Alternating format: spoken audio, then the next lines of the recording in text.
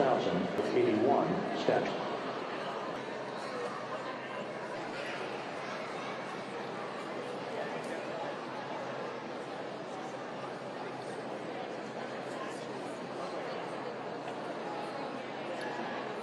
With everything proceeding on track and on time, aboard integrity, the vehicle system's in excellent shape as the Earth grows larger in the field of view. Let's go back to the USS John Murtha and Megan Cruz, who is standing by.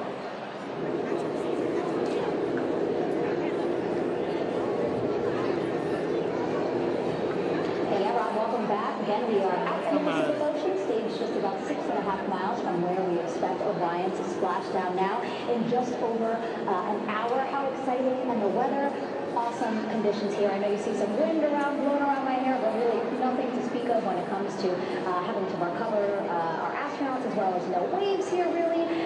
So yeah, we're expecting a really great day. Also, hopefully, some really great views. You can see behind me that some of the clouds are starting to break up, so that's really exciting. And now, of course, this ship has a lot of people ready and excited to welcome our crew back home, including Dr. Rick Sherring here. He is NASA flight surgeon. Great to have you here, Rick. You too, man. It is a blessing to be able to stay with our teams.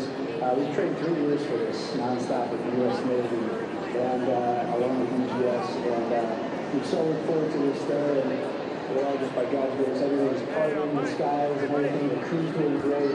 Thankful to come back, and our teams are ready. So this is one of those days we've dreamt about. Now it's finally here, and we're ready, and just thankful to be back. Yeah, you play a really integral role. When was the last time you spoke to the crew, and how were they feeling in this last hour before splashdown? Sure. Yeah, so the crew woke up, when they splashed down, they were woken up about 8.5 hours ago. Chris manufacturers, Chris Haas and Rocky Cruiser and Chris Species. Spoke with them about 6.5 hours ago, just to double check on how they were doing, if there was any medical issues, how they slept. I'm trying to go over their runway protocol, their medications, what we call fluid load, we try to replace everything fluid, electrolytes that they lost, just the command space adaptation, once they got the space, they got the replacing that fluid. To help them with the whole kind of readaptation to 1G, which I've done the last 10 days. And then just kind of letting it all happen and play out, out with the water teams all the way until we finally get to the mud deck. So they were very pumped up during Thursday. We had a lot of cabin configurations and get ready. So they're excited. They're also really focused on the job that they have to do. So again, we've trained a long time for this, and we're ready. You took some medications. I mean, those are kind of just to mitigate the effects of obviously. They're more than 695,000 miles during death. It's just like anti-nausea medication, right? Yeah, definitely. Astronauts are very healthy, fortunately, and even when they come back from re-entry, the human system is very kind of dynamic. They have to readapt really quickly, and one of the most common responses they get is just some stomach awareness, to some nausea, to some vomiting, and with our crews that land out and carry down, the Soyuz crews or our SpaceX crews, they all kind of experience the same thing. This is the first time we were landing in the water since December 1972, and I worked with the Apollo astronauts years ago, and they all told me that landing in the water, especially in the Pacific, can be very provocative. So we take steps and we do medicines to really mitigate some of that nausea, vomiting, and help them feel a little better. And also sometimes just use a little anti-inflammatory medicine just to help with coming back to 1Earth, 1G. The effects of gravity, especially the original Artemis, you feel great under gravity. And everyone kind of curses coming back to the ground like, oh, dang, 1G, but so that helps a little bit. But for the most part, the main thing is just replacing that fluid and trying to help them with that transition back to 1G, and then away we go. And their health is assessed almost immediately after they splash down. Yeah, so we have Dr. Jesse Wing, and we have our independent duty program, the Navy division of paramedics, extremely highly trained, highly experienced, many medics and divers who will go out there, open the capsule about 28 minutes after splashdown and do the first initial assessment. So Jesse and his team will go out there and look at each crew, kind of do their assessments, get vital signs, report back to Dr. Haas and Cruise United back in the day, let them know how they're doing, and then if they've got the normal kind of space adaptation kind of things, we expect that. They're good to go on that. If anything, difficulty around, they're all prepared for that as well. and Justin and his team, I mean, this is a full-time job taking care of, sailors and folks might be injured. We don't expect any injuries, but coming back, going 25,000 miles an hour down to, 20, miles an hour is still a dynamic process. I've heard it described as, kind of like a car crash. And then the crew will be ready to go, and Justin and his team will make that transition to get them out to the front porch, do assessments on them again, call to our med day, and once we have that, we're all going to go and the crew's feeling okay. We hoist them up in the kilos. It's about a 3-minute flight back to the flight deck, and that's where me and that's my chief Scott Timmer will actually meet them. I'll get eyes on them, make sure they're all good, take very slow transitions, and then one by one, we'll either get them out with the SMTs, the SAR med techs under each arm, just kind of just walking very slowly to med bay, which actually helps them acclimate, Dr. NG, or if they really don't ever see those decks yet, then we might put them in what we call a stair chair to really find them, and then just very slowly kind of get them back in the med bay to set up our full assessments for the team. Yeah, so we're a really great team here to support them as soon as they get back, and also all throughout the mission, of course. You talked a little bit about this, but obviously, we have seen astronauts return from the International Space Station for over 25 years, so we kind of know that journey, how it affects the body. But yes, we're talking about humans returning from the moon for the first time since 1972. How is this different from your perspective? So it's different in one very significant respect. On Apollo, for exercise, they have something called the Apollo exercise, which is basically just a little canister with some ropes, and they would have some resistance to kind of do that. And the Apollo astronauts really like that. They like the ability to exercise, because you decondition from a musculoskeletal standpoint, you lose your strength and your stamina very quickly. We have something called the Orion flywheel, which would impart much greater loads in terms of resistance, so they're able to do squats, deadlifts, different things, not dissimilar to what the astronauts do, hold a lot less room to do it. And they also do flow activities for cardiovascular health, and the crew loved it. But for the lunar crew, the future lunar crews, maintaining that physical conditioning, which our astronaut strength conditioning rehabilitation specialists, affectionately known as the ACERs, back in Houston, really work hard to get them in the best shape they're going to have to be in to get to the moon. That device hopefully will maintain that. And Apollo only had about a 4.3-day journey to the moon. Our astronauts are going to have about a 10 to 14-day journey. So maintaining that physical fitness, that strength and stamina is going to be crucial for the success of being able to do those very physically demanding lunar EVAs. So we're very excited about what the astronauts have said about the device and what they have to say about the role exercise plays, going to the moon. And also the mental benefits. They just really like sweating, sweat, and actually just feeling like, they're just getting a workout. So thank you so much, Rick. I really appreciate it. I know they're going to be in good hands, so we'll let you get back to it. Thank you so much. Thanks for your time. Back to you, Rob. Okay, Megan, back here in Mission Control in Houston, everything is moving along in order. This view of Reed Wiseman on the left, Victor Glover on the right. We have good suit leak checks. Everything aboard integrity is in excellent shape. The vehicle, with the Earth growing larger and larger in the field of view, we're now just about 8,200 nautical miles away from Earth and closing in for a splashdown just 1 hour and 5 minutes from now.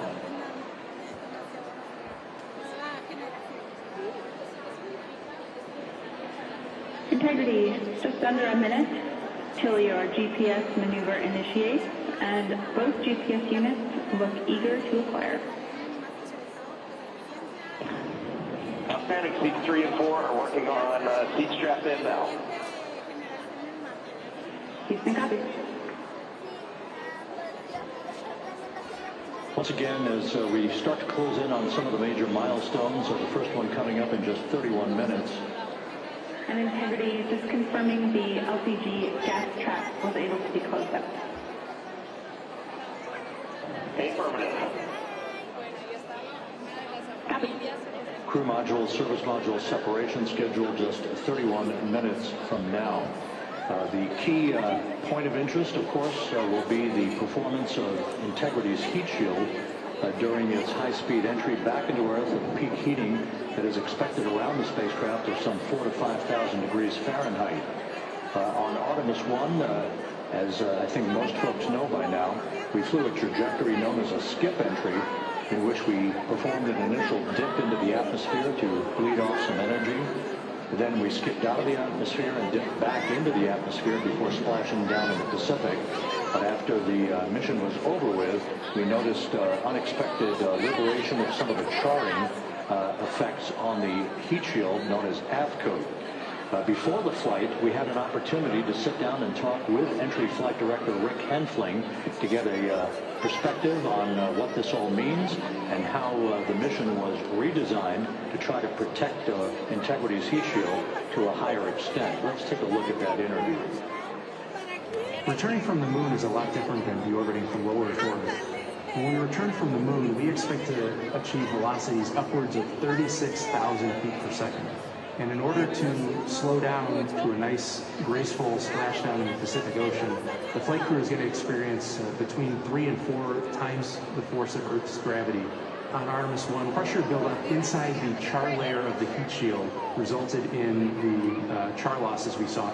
NASA established a Tiger team whose job was to investigate the cause of the problem and then make recommendations on how to fly the Artemis II mission safely and successfully. And so for Artemis II, we are going to fly a profile that ensures the spacecraft will not see that same type of pressure profile. And so the char losses seen on Artemis II will not be like the ones that we saw on Artemis I.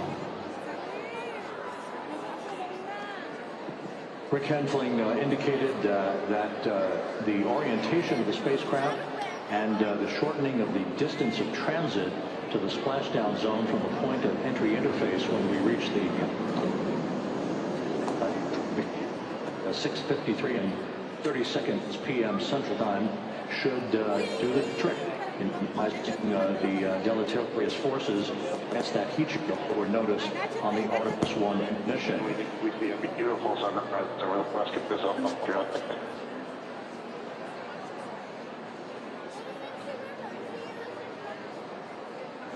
We copy. Commander Reed Willing is power in space mission as Integrity is passing over the southwest coast of Australia now at an altitude of some 7,600 nautical miles. That will begin the southwest and northeasterly transit across the Pacific Ocean. Let's talk a little bit more about some of the highlights and some of the numbers associated with points of interest here. We are 27 minutes away from cruise module service separation. Will be followed about 3.5 minutes later by the raise burn that we've discussed, a 19-second burn of Integrity's thrusters to fine-tune its angle of attack as it enters the Earth's atmosphere. Entry interface is scheduled 47.5 minutes from now. That's the point at which we will reach the top of the Earth's atmosphere, traveling about 34,882 feet per second at an altitude of 400,000 feet. Just 24 seconds after entry interface, we will begin a blackout period of 6 minutes in duration at 6:53 and 54 seconds p.m. Central Time. Now, right 10 seconds after the blackout period begins, we are expected to reach peak speed, which would be 24,661 miles an hour. That'll be about 103 miles an hour short of the velocity record set by the Apollo 10 astronauts, Tom Stafford, Gene Cernan, and John Young, who returned from the Apollo 10 mission in 1969. That blackout period is expected to last 6 minutes in duration. At 6:54.52 seconds p.m. Central Time, we'll reach our peak heating period of about 4,000 to 5,000 degrees while we're in a communications blackout from Integrity and its astronauts. That blackout should end at 6:59 p.m. Central Time, at which point we expect to regain communications with the crew. Captain Jackie Mahaffey here in the flight control room will be talking to the crew, calling them, and we'll await a response from the crew as they come out of that blackout period. And at that point, there will be 1,000 feet, traveling at 13,000 feet per second. The range to Splashdown at just 147 minutes.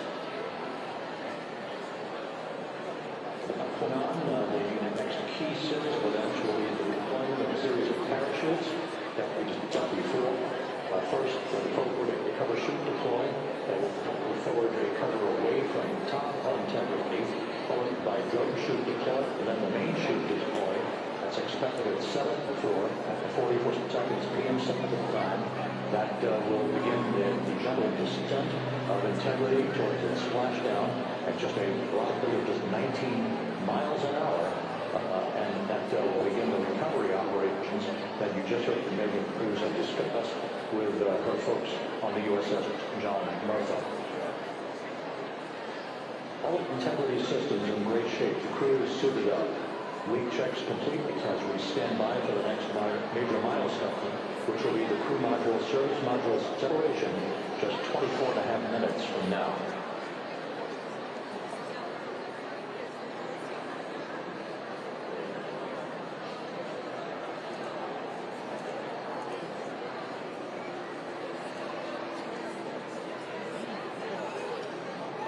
All of the activities from the start of entry interface point of splashdown will be rapid fire just 13.5 minutes from the point at which we begin descent into the Earth's atmosphere to splashdown. Just to show you, during the flight surgeon alluded to in his interview with Megan Cruz, all of the things to decelerate the vehicle from traveling around Mach 3 to just 19 miles per hour as splashdown. All of that happening in just 13.5 minutes. Well, the vehicle and parachutes are all designed to support that. We stand at that report that to you in function as these milestones are picked up and as we through during its entry activities, just when they emerge from a blackout period, and at that point we'll be just minutes away from splashdown.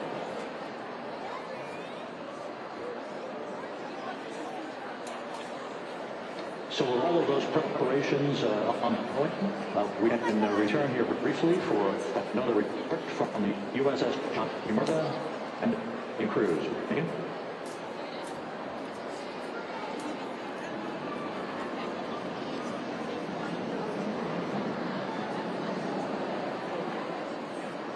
And we'll regain that communication with the USS John P. Martha just momentarily.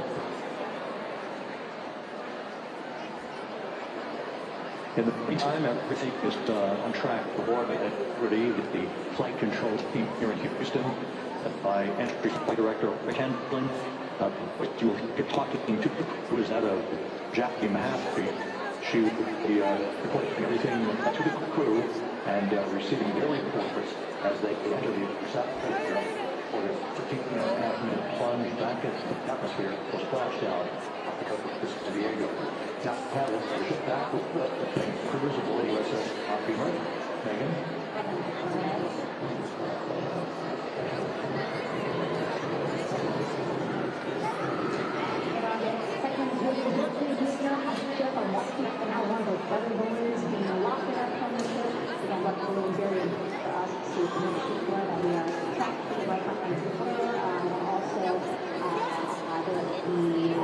Data that's needed for what's called a Sasquatch team. Again, we've seen that at NASA, but basically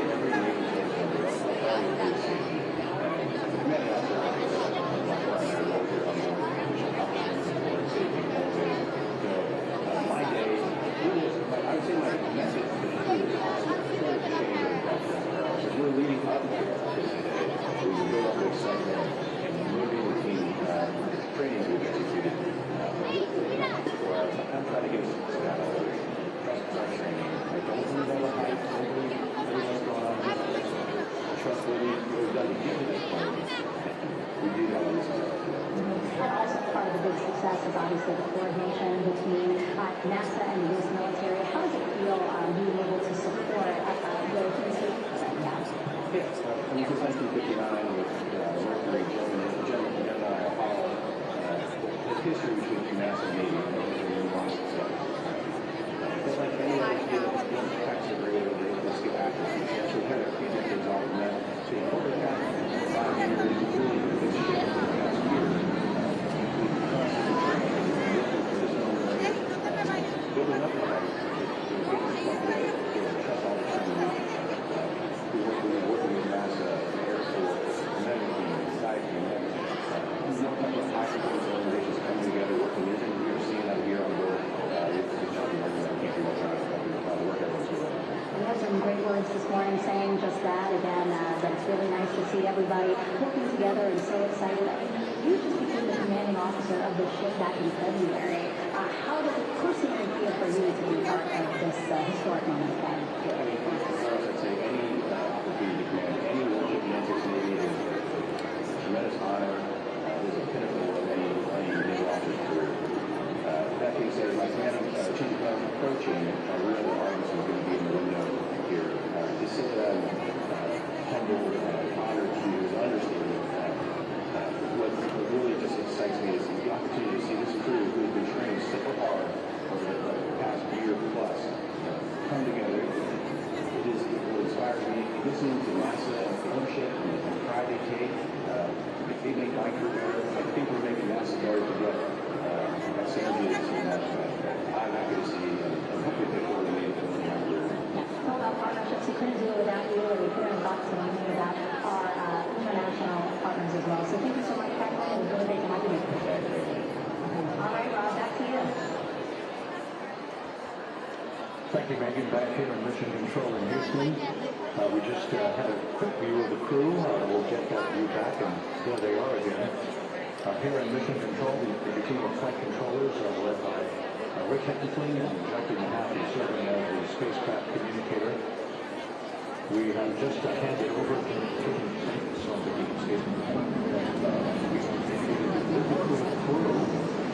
from the time of the trans-lunar injection probe back on April 2nd.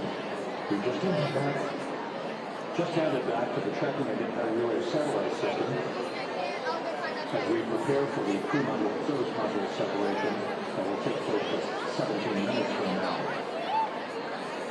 With the Earth looming in front of Integrity as it barrels back for a splashdown of the Pacific just 50 minutes from now, we're just 5,700 nautical miles from splashdown.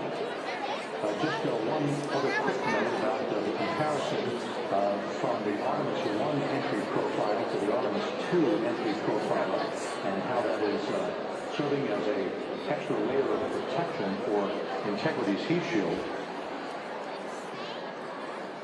The Artemis I entry had an entry range of some 3,178 nautical miles, a very long downtrack and a very longer period of exposure to heat loads than we're experiencing tonight.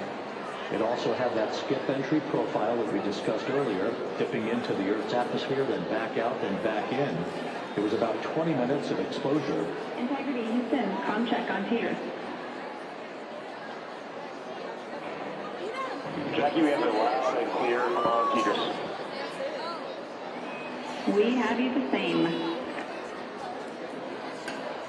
And there's one of the weather balloons being deployed from the USS John P. Murtha.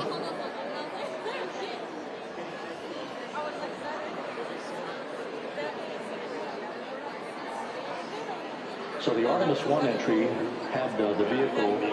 GPS, we haven't seen a track yet.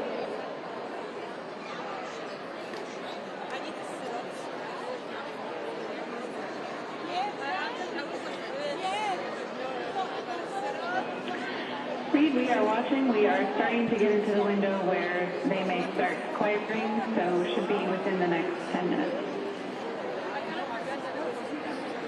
Okay, sounds good. We're all over at step 17 and getting ready for CMI.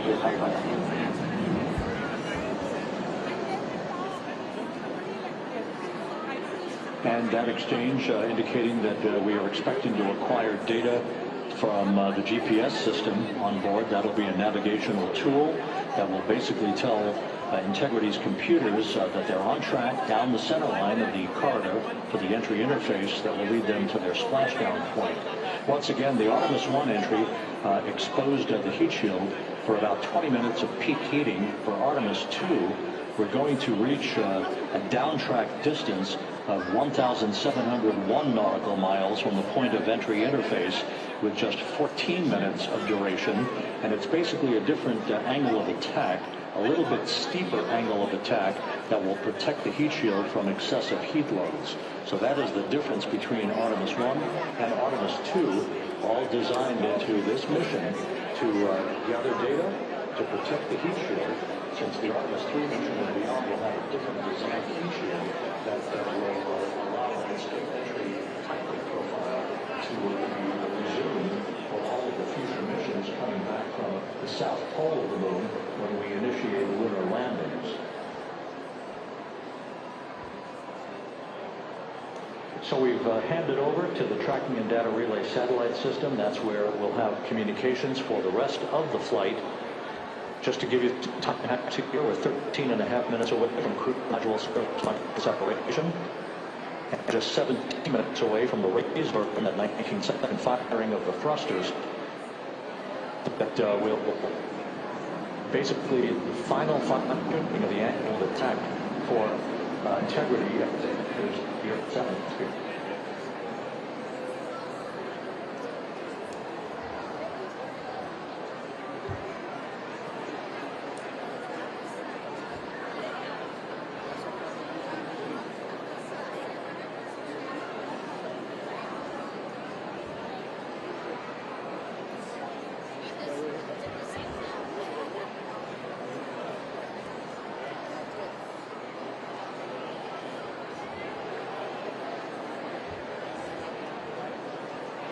And once again, a moving box view of some of the assets that are involved in the recovery operations today.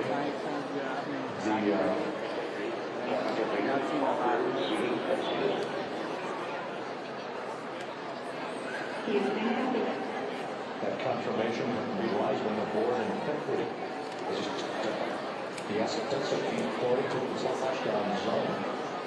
At the time of splashdown, we expected to be about 5 miles away from Integrity, keeping a safe distance until we are sure that the vehicle is in the water and upright, and that it is in a good configuration system-wide for the recovery team to begin to approach the vehicle to erect that inflatable raft.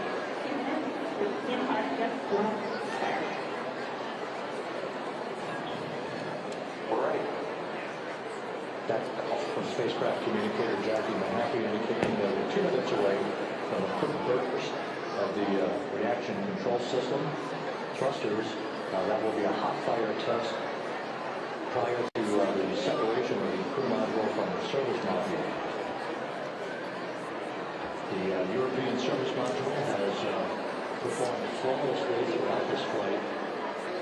Everything, all the burns that have been prescribed for that service module have been executed on time and without a problem. There is the European flight control room that has overseen the manufacturing, the design of the European service module. They deserve quite a bit of credit on this mission for not only propelling the Integrity and its astronauts toward the moon, but also conducting the fine-tuning of its trajectory to bring it to this point where we are dead spot on down the middle of the corridor trajectory-wise to bring Integrity down for its splashdown in the Pacific just 44 minutes from now.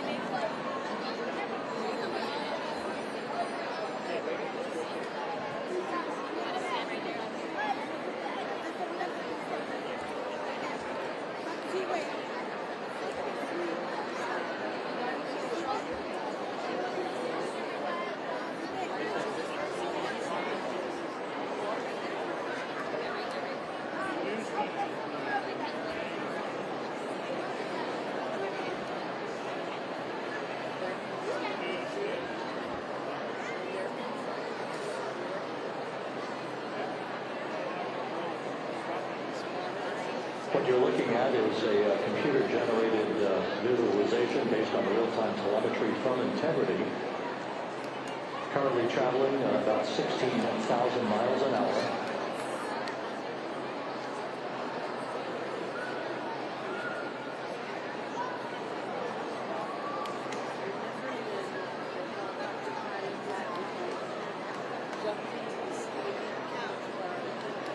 Integrity traveling about 16,000 miles an hour.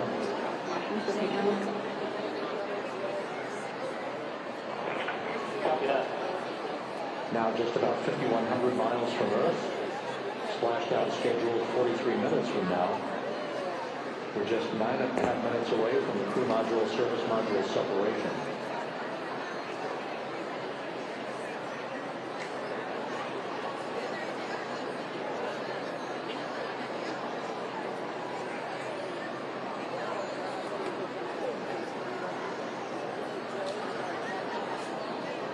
We are confirming.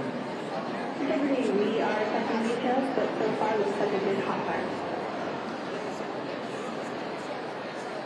Looks good on board, Jackie. Thank you. And Jackie, you have to took the words out of my mouth. I was just about to say that we had a good hot fire test of the thrusters in advance of the crew module service module separation. It's coming up just 8 minutes from now.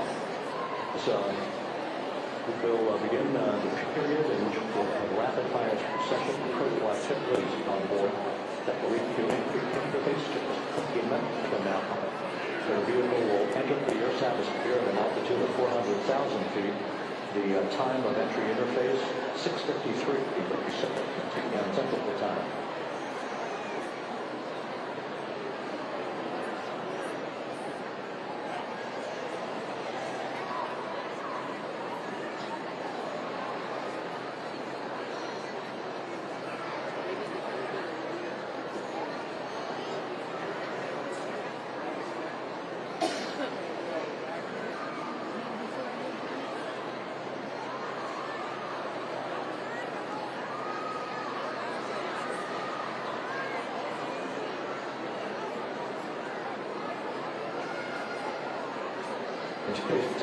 So we're awakened this morning to begin entry preparations.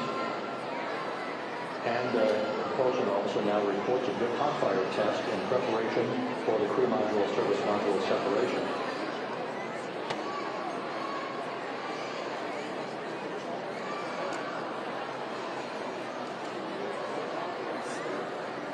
We're now inside 41 minutes until splashdown.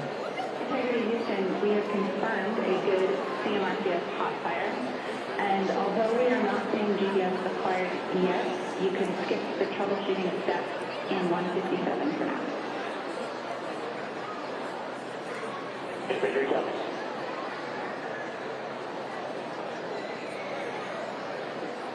That GPS discussion indicating that we will be acquiring navigational data for Integrity through the global positioning system equipment on board. We just don't have it yet, but we will.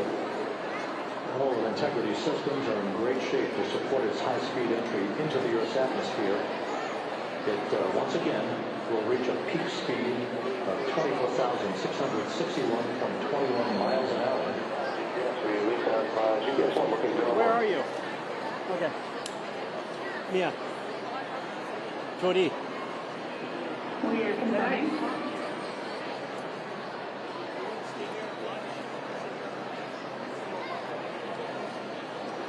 The guidance, navigation, and control officer here in Mission Control confirming that we have good lock on GPS data. We are on a communications link now through the tracking and data relay satellite system. And following splashdown, we're going to lose that link and go to what's called a VLDR, a very low data rate communications link, so that we can talk to the crew inside Integrity as they are on the water. Integrity, confirm we do see good GPS.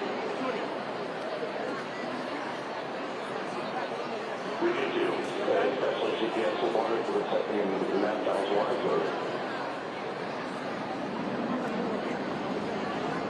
That GPS data is basically telling Integrity's onboard computers its position relative to the Earth, but the trajectory and its orientation according to flight dynamics and the domestic navigation and control officer is spot on.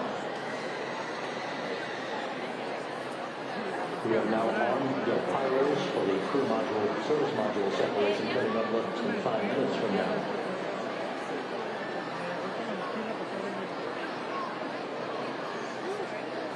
Once again,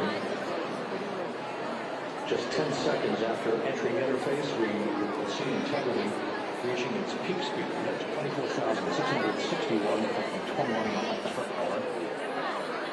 It will be just seconds before we begin a 6-minute blackout period. Your vehicle is in a good config for CMS and set, and go for CMS. Houston, we see the same board. Patty, go for CMS.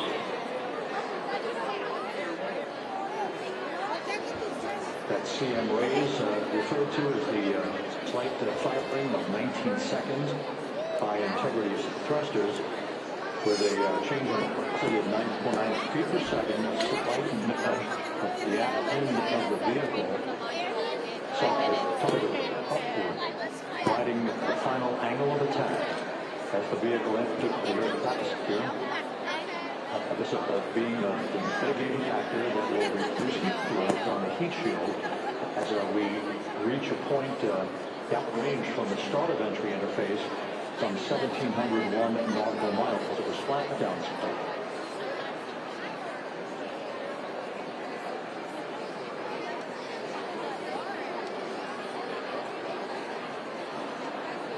Integrity Systems in excellent shape. We are currently 3,300 nautical miles left in this mission. Splashdown scheduled for 36 minutes, 39 seconds from now.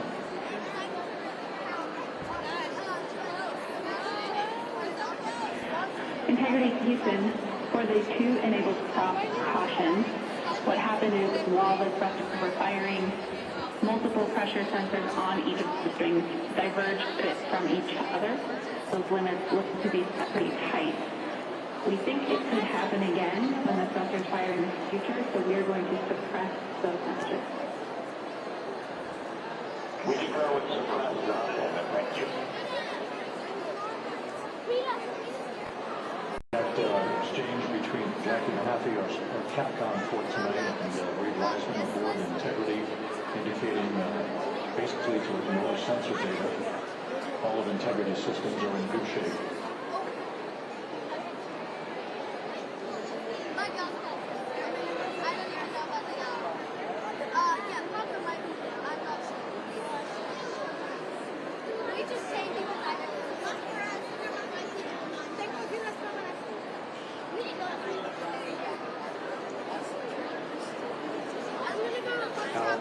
Coming up on about 80 seconds until the crew module service will set production.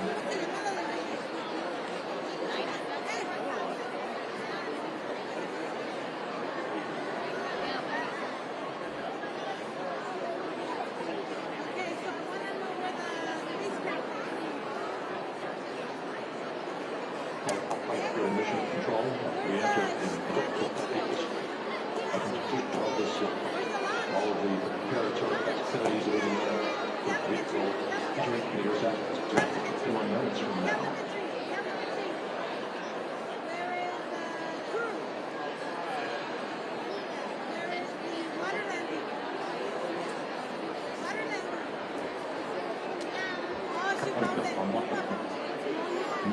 One minute till crew module separation.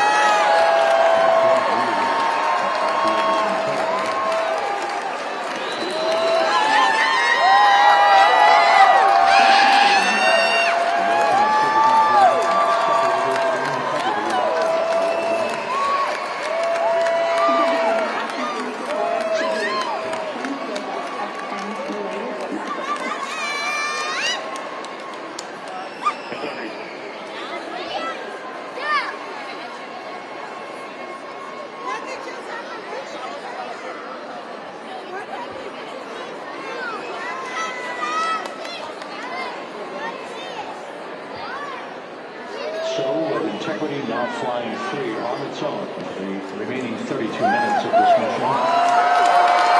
Next up, the transmits up to 5:30.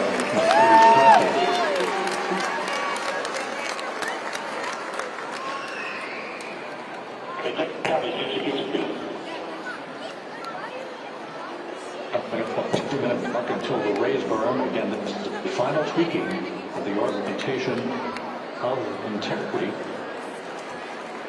to the right angle, look at the angle of attack that it will fly in during its entrance into the Earth's atmosphere. Entry interface now just 18 minutes, 25 seconds away. This is a visualization, but driven by real-time telemetry. This is the maneuvering of Integrity to the raise burn orientation. Just 2,800 miles from Earth.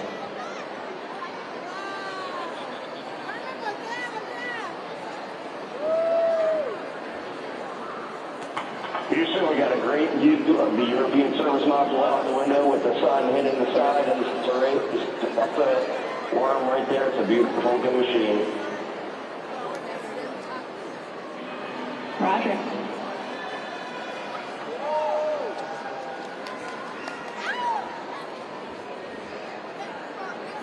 And we have completed the maneuver to the raise burn orientation, 1 minute away from the raise burn.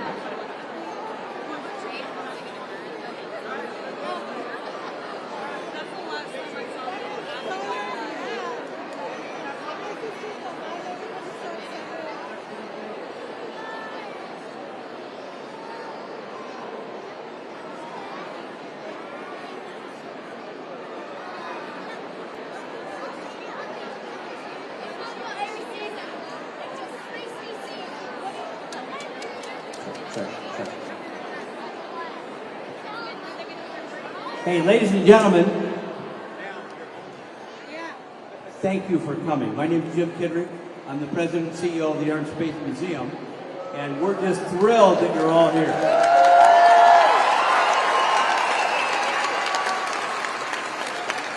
So we know it's going to be a little bit uncomfortable because there's a lot of us, but that's kind of cool also.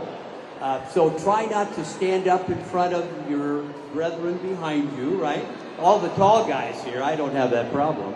And it's very, very exciting. It's going to happen here in just a very short time. But we're here to celebrate what all of us call American exceptionalism, okay? And we're going back to the moon, and that's pretty cool.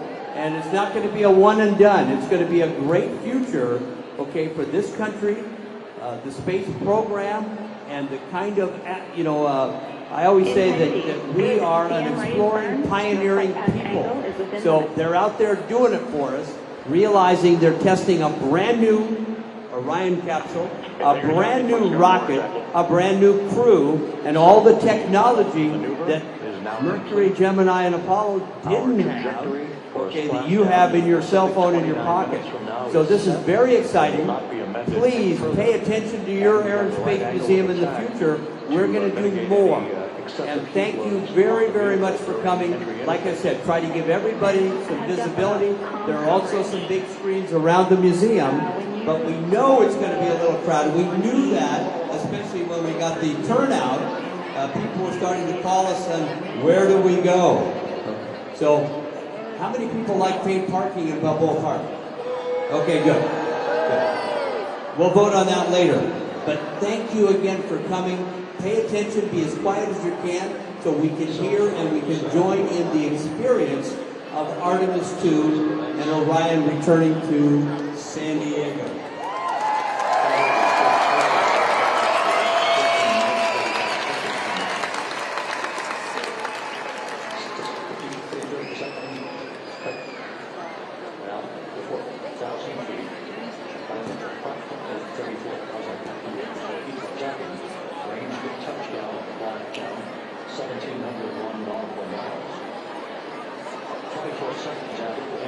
Basically, we'll end a 6-minute period, which will lose communications with the crew.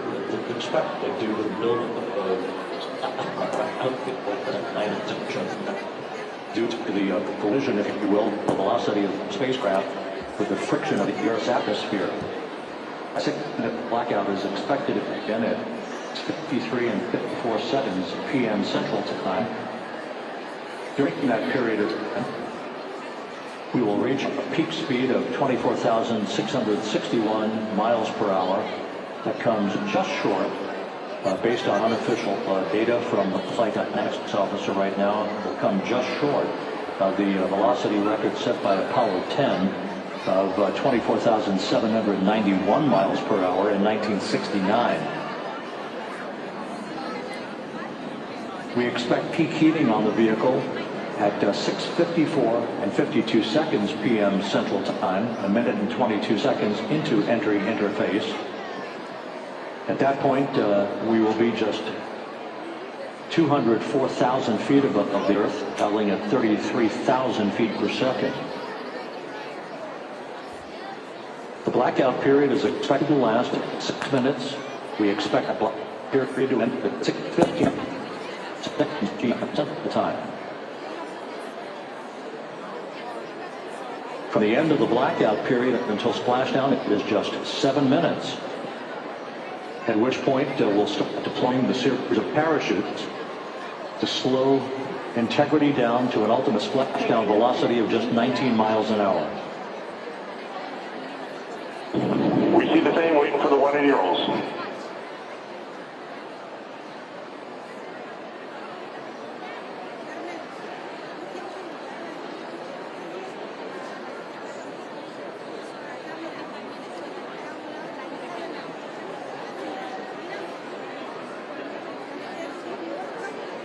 The parachute deployment sequence, once again, will come in several segments, but in rapid-fire succession.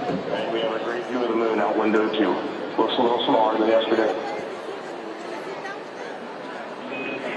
Guess we'll have to go back.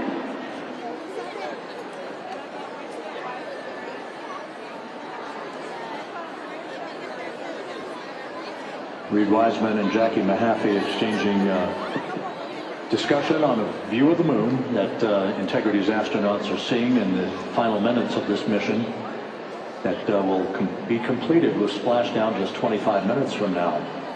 3 forward bay cover parachutes will be used to pull the forward bay cover off the top of the vehicle. Then 2 drogue parachutes will be deployed to slow and stabilize the crew module during its descent, followed by 3 pilot parachutes that will lift and deploy the main parachutes from the forward bay. The final sequence will have 3 main parachutes deployed. These will be 116 feet in diameter, each main parachute approximately 265 feet long when reefed. The parachutes will ultimately slow integrity down from its peak speed of almost 33 times the speed of sound to a gentle 19 miles an hour as splashdown.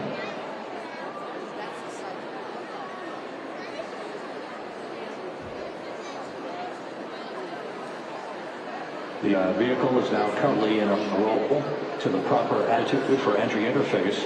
Our trajectory is right on according to flight dynamics.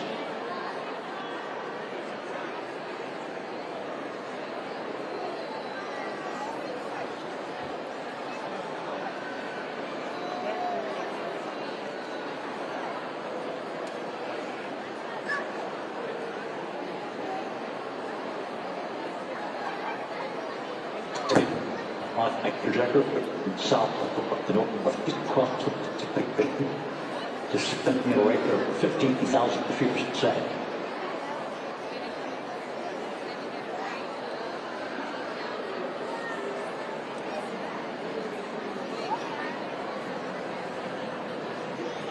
Range to touch it down to 300 miles. All the systems in excellent shape.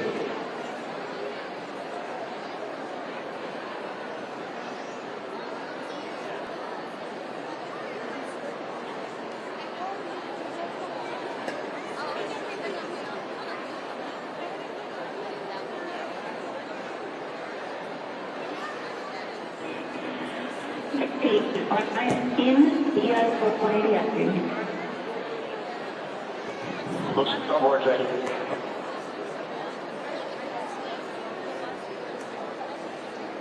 This view out of one of Integrity's windows. We had a call for 3 good barrows. Those are barometric pressure sensors, feed altitude and rate of descent information to Integrity's computers that will trigger the parachute deployment sequence. We are less than 9 minutes away from entry interface, 22 minutes.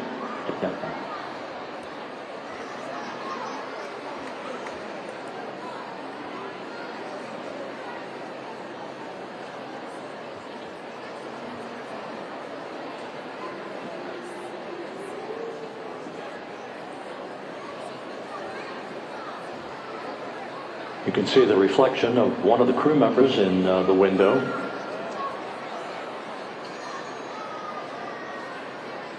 Out of the weather conditions remain go. Just a few clouds, some scattered clouds. Wind 10 knots. Wave heights just about 4 feet. A gentle day in the Pacific before the homecoming of Integrity's astronauts.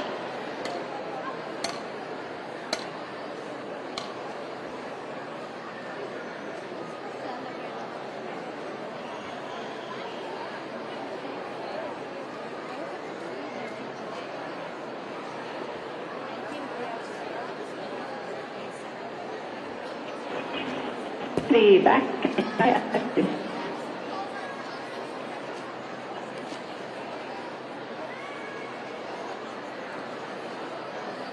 You should have came off board, Jackie.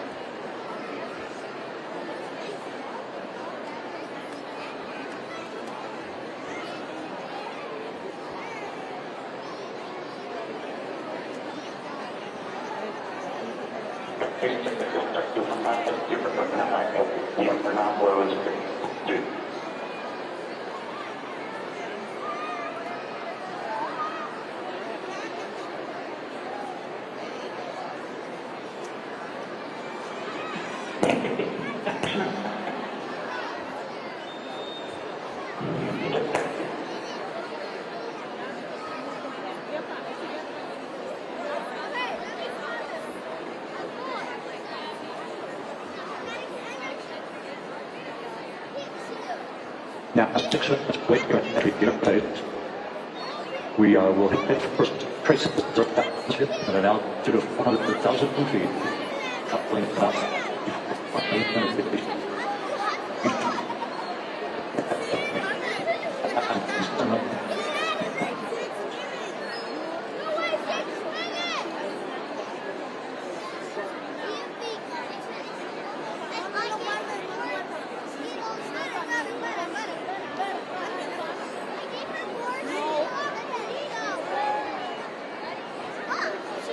Once again, just to you expect to lose communications with the people and the crew during a 6-minute blackout period with plasma around the addition due to heat effect.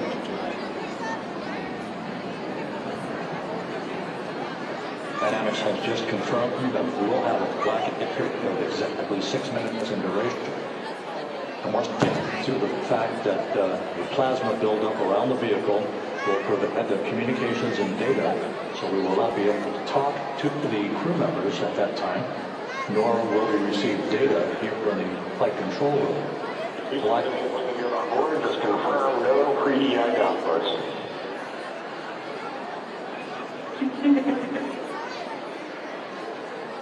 Blackout period to begin at 6:53 and 54 seconds p.m. Central Time, and again will last about 6 minutes in duration.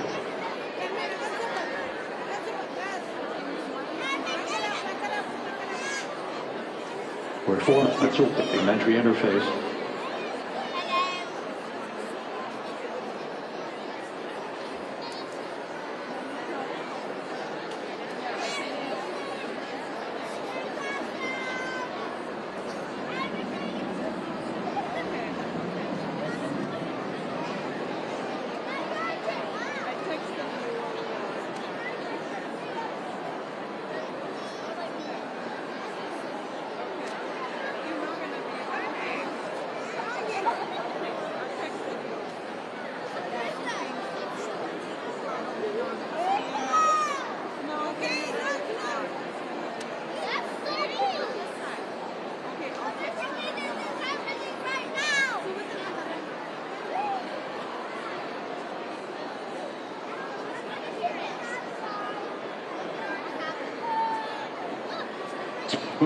Integrity has what 3 minutes from interface.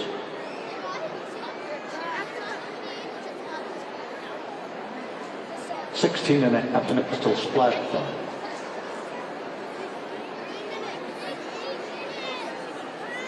The USS John P.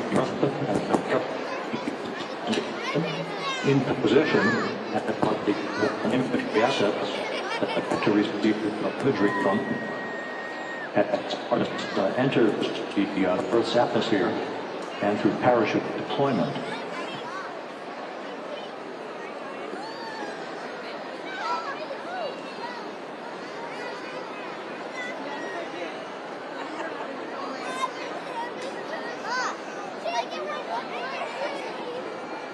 All of Integrity's systems are in great shape. The crew is ready to complete mission just 15 and a half minutes from now. All of the activities have gone off in perfect fashion. No issues with the vehicle, no issues with the crew. And the weather at the splashdown site is go.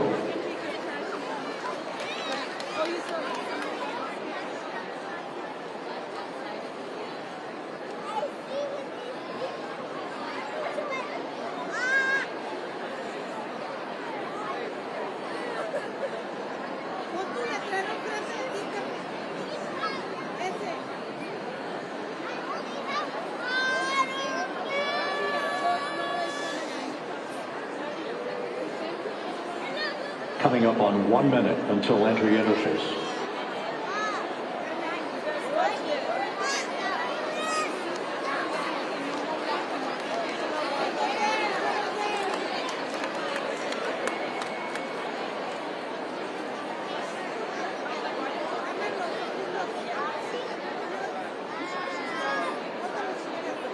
Mark 1 minute until entry interface. 1 minute, 20 seconds until the expected start of our 6-minute blackout. Integrity, 1 minute to a 6-minute blackout. Integrity.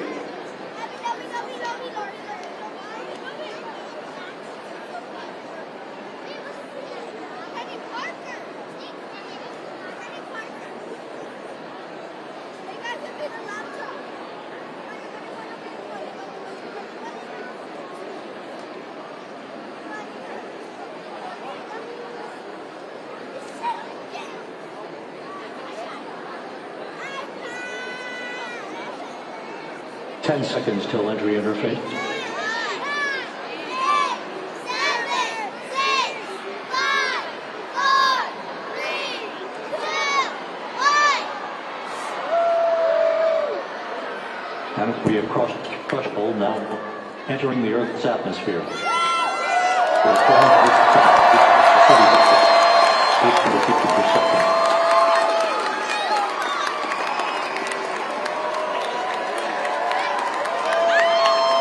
Time to splash down 13 minutes, 10 seconds.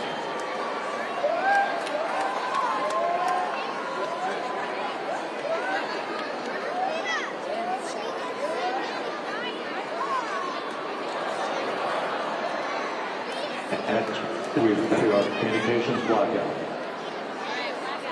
This will be a 6-minute blackout period. No voice, no data from crew.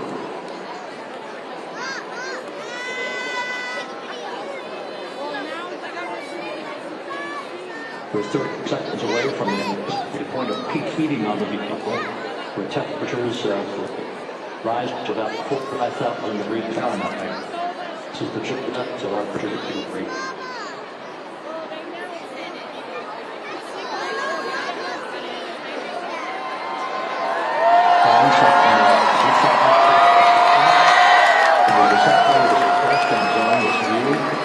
Integrity. So that pinpoint of light shows the vehicle as it enters a period of peak heating in the Earth's atmosphere. The first tug of gravity being felt by Integrity's astronauts since it launched back up first.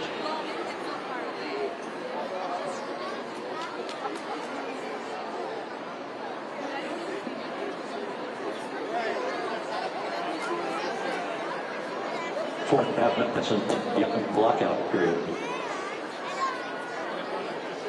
Time down 11 minutes, 33 seconds.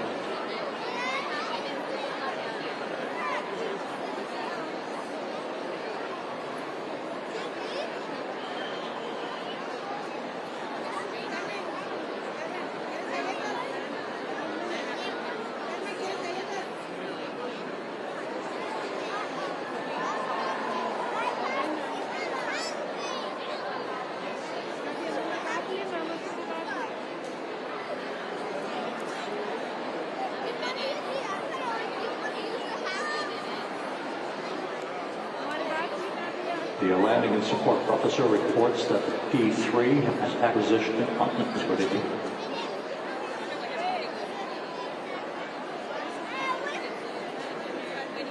Three minutes left in it.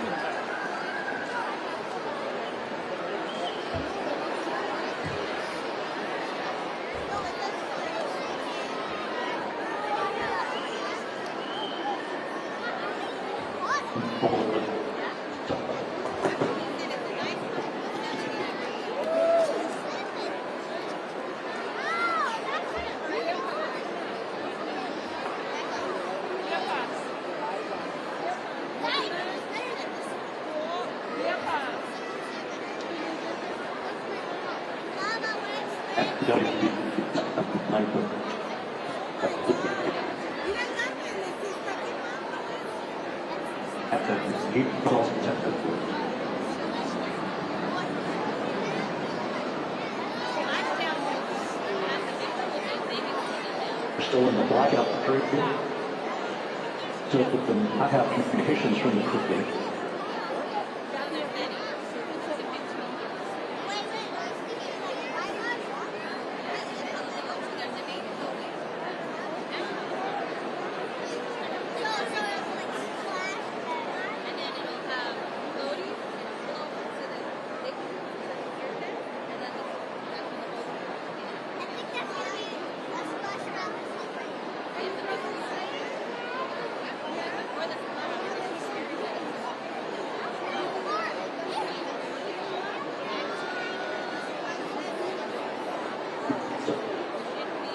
Got blacked out here.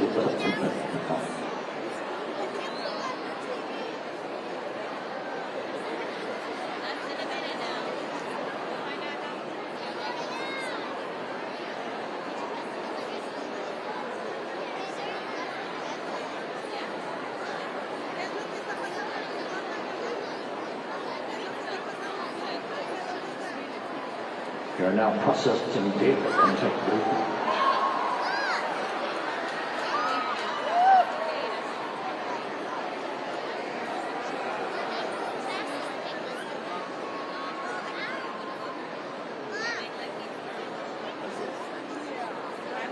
Planning and support officer reports small boats are en route to the splashdown.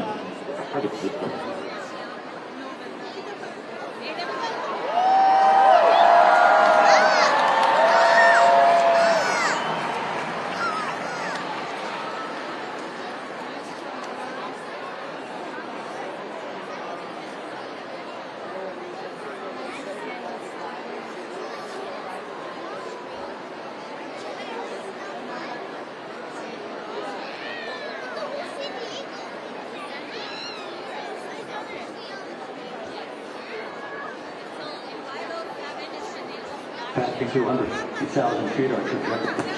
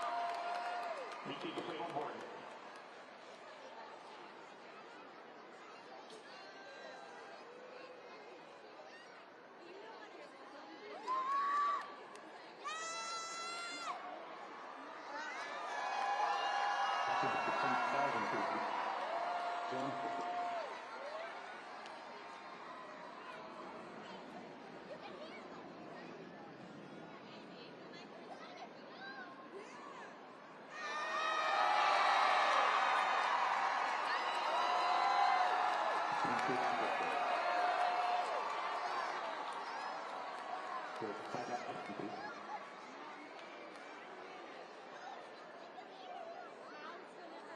and recovery beacon is about back to integrity.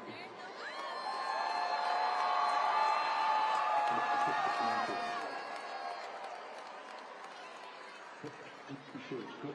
Good just separate. Good looking parachute.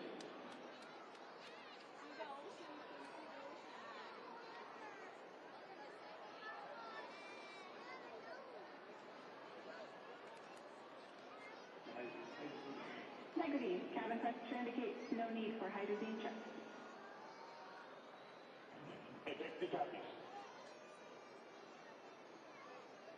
This is a perfect descent for integrity. Its crew sounding hardy on board. Time to splash down 1 minute 15 seconds.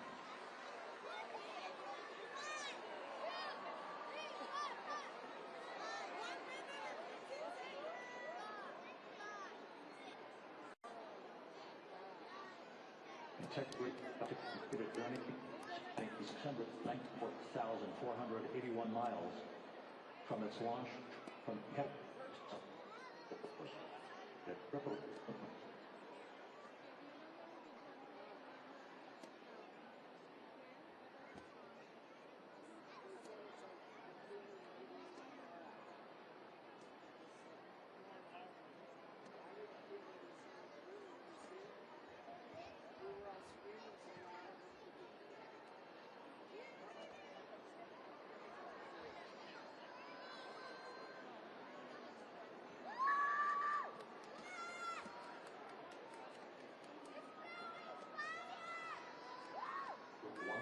feet.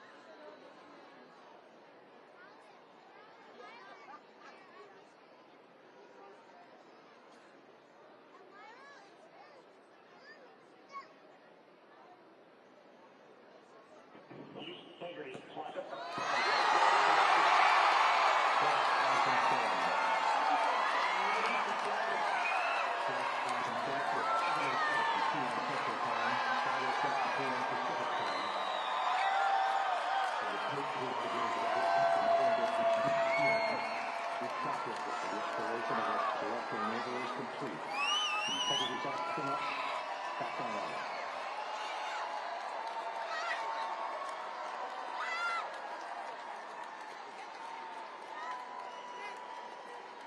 And the landing and support officer reports the vehicle escaped for one. He's still deploying the crew module uprighting system to maintain that orientation. Perfect bullseye splashdown to integrity and splashdown.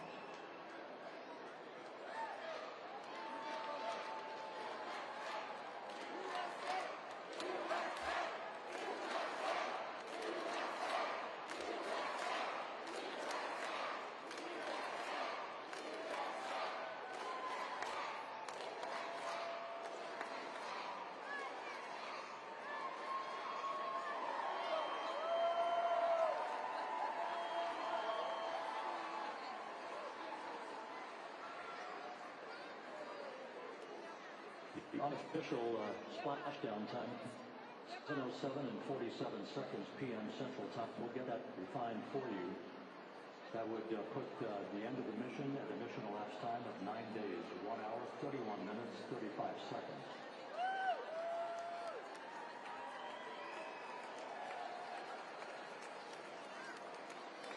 And we're configuring for very low date break.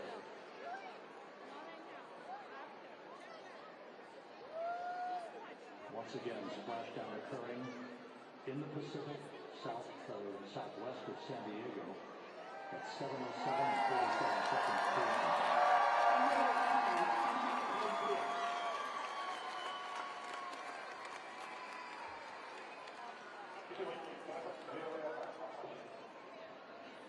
We have attendees over in the clinic. Communications established. We are stable one. Remember.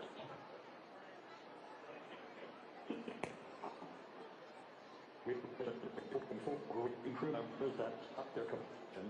That is the fact that they're in great condition. That's what that means. So stable one, upright, the propelling system did maintain the upright configuration for the vehicle. This was a textbook entry of a touchdown for integrity. Wiseman, Victor Glover, Christine Cook, and Jeremy Hansen back on Earth after a journey around the moon.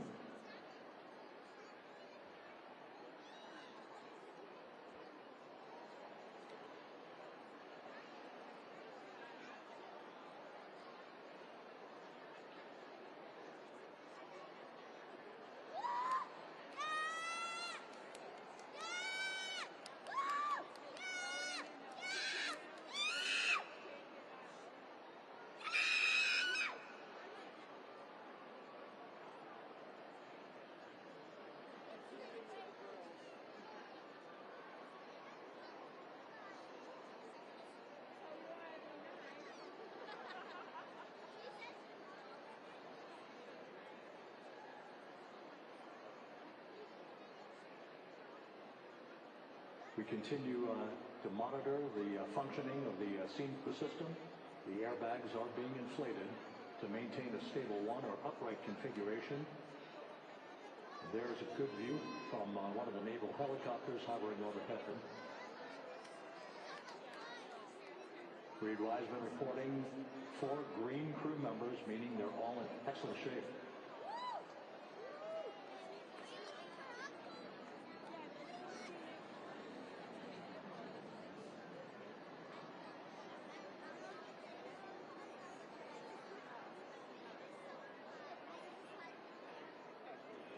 Integrity is for star beacon and radio. Our beacon is in 406, and we're powering it now. Go ahead.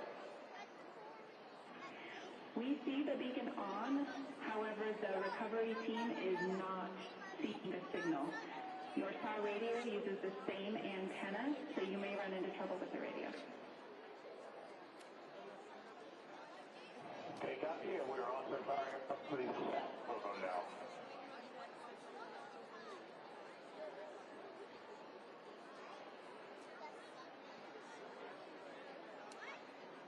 So integrity is in great shape, and as the crew continues its splashdown timelined activities on board, Reed Wiseman once again reporting that all 4 crew members are in excellent shape.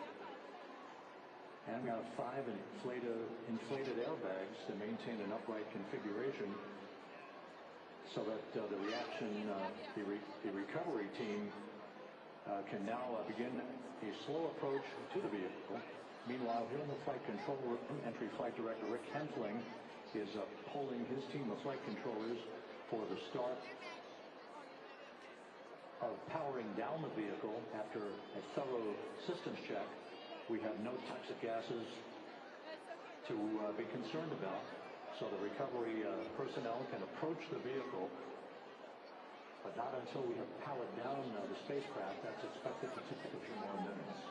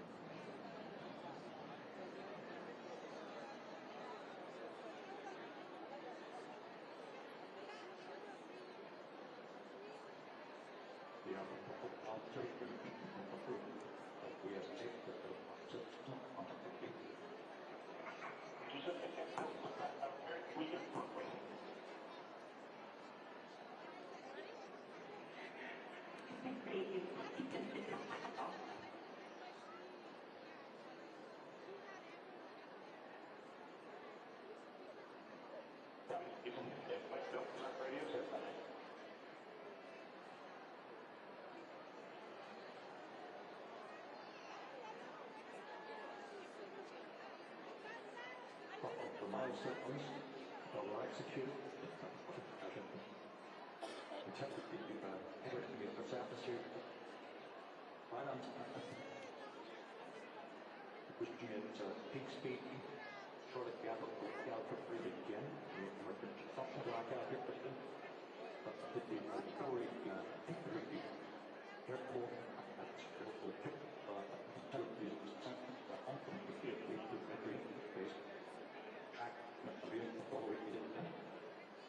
We saw the twins of shoot plans. First, hopefully, top of the three packages.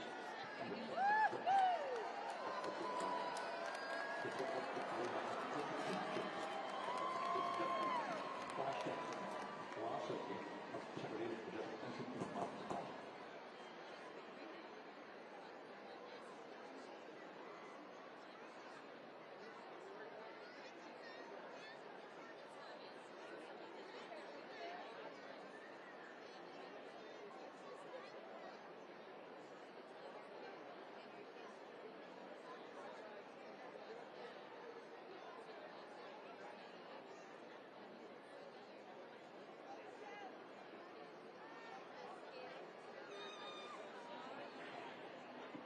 Houston, with no jump on the car, and we like to plan an additional 6 minutes for a total of 3 minutes power down delay.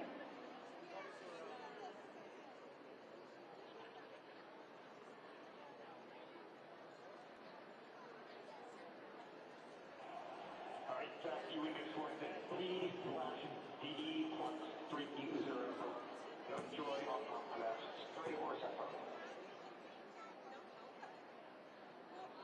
Stand by with me. Faster than ever on start video. Please hold on.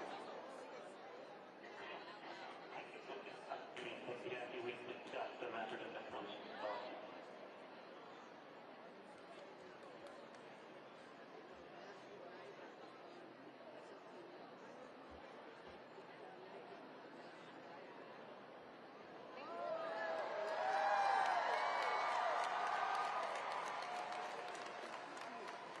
Good view of one of the If you are happy with the compliment, you can go back to the 15-minute power down. Okay, stand by. Yeah, we'll confirm your crew on board and integrity coordinate with the flight control team and air control on the timing of the power down of the precursor to the routine picking the spacecraft. There are no issues with integrity. We have a bit of working capability in establishing a satellite phone communications capability between crew on board and the recovery team. That's out here shortly. Cooling on board. So that we'll rush again the power down. on that phone and now the Confirmed, if we haven't had any come through.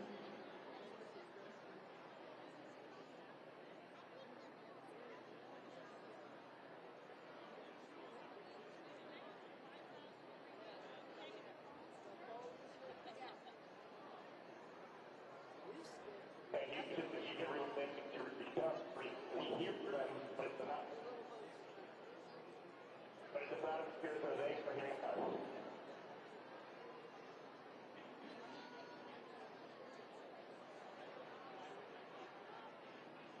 Keeping copies, and we just to confirm that you are GPP on the radio.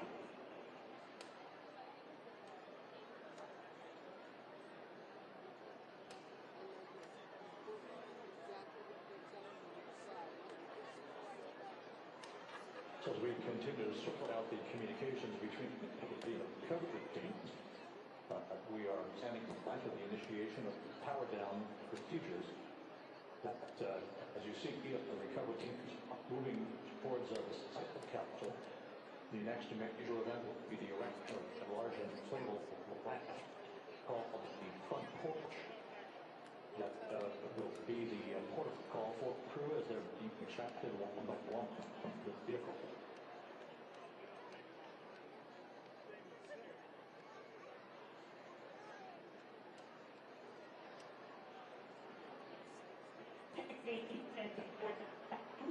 We are going to call it.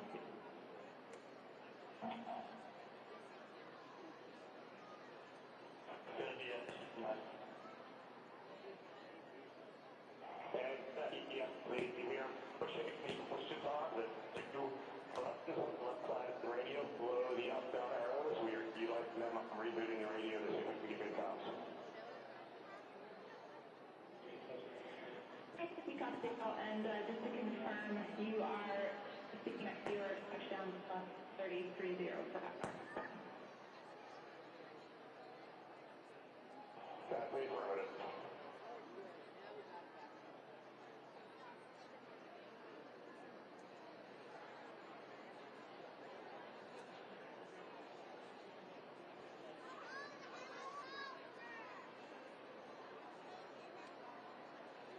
We are trying a backdoor approach to have mission control here call the crew on their satellite phone. It's all part of the coordination power down of the vehicle that will initiate the actual recovery operation. The first boats with Navy divers on board are standing by, waiting to close in on integrity to begin the process of erecting a large inflatable raft that's called the front porch that will be where the astronauts are extracted from, so that they can have a few minutes to get their legs back before they're hoisted aboard the Navy helicopters and the flight back to the deck of the USS John P. Murphy.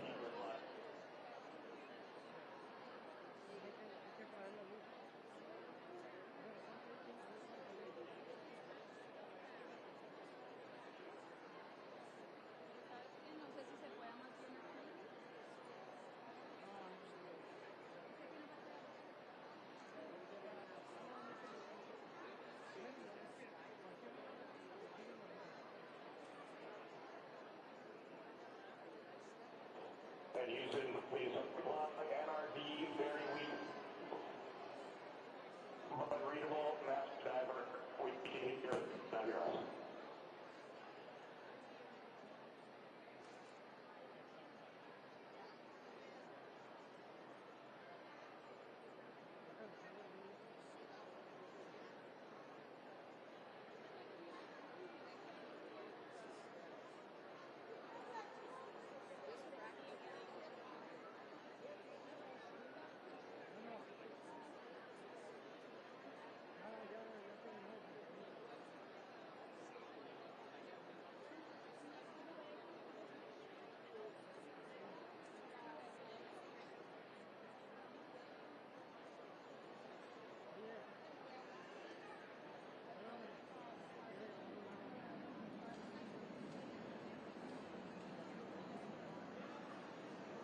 And Houston on OU1, is there any chance to tie us into NRD?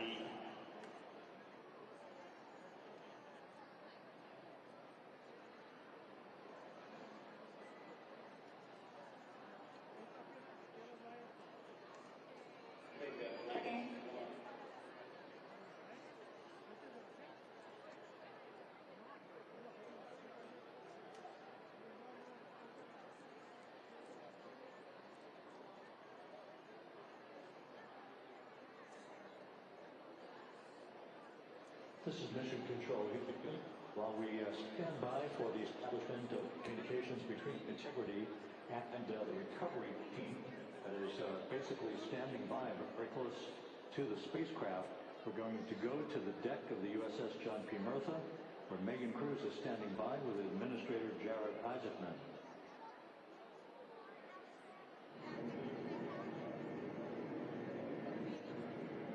Hey, Rob, yeah, just such an honor to be able to be here on the ship, to be able to share and experience this moment with everyone together. And of course, as you said, here with NASA Administrator Jared Isaacman. Administrator, how did you feel getting to witness this and seeing that system? I mean, honestly, it's a little words. You know, like a child to Jared, like, I can't believe what I just saw. I mean, I'm waiting my whole lifetime to see this, and then as national administrator, I just couldn't be more proud of the entire workforce. The years, the effort, the late nights, all the hard work across the country that contributed to this incredible moment right now. And yeah, incredibly grateful to you, our teams here on Earth. Yeah, look how fun is here. I think we just brought the astronauts back to the moon.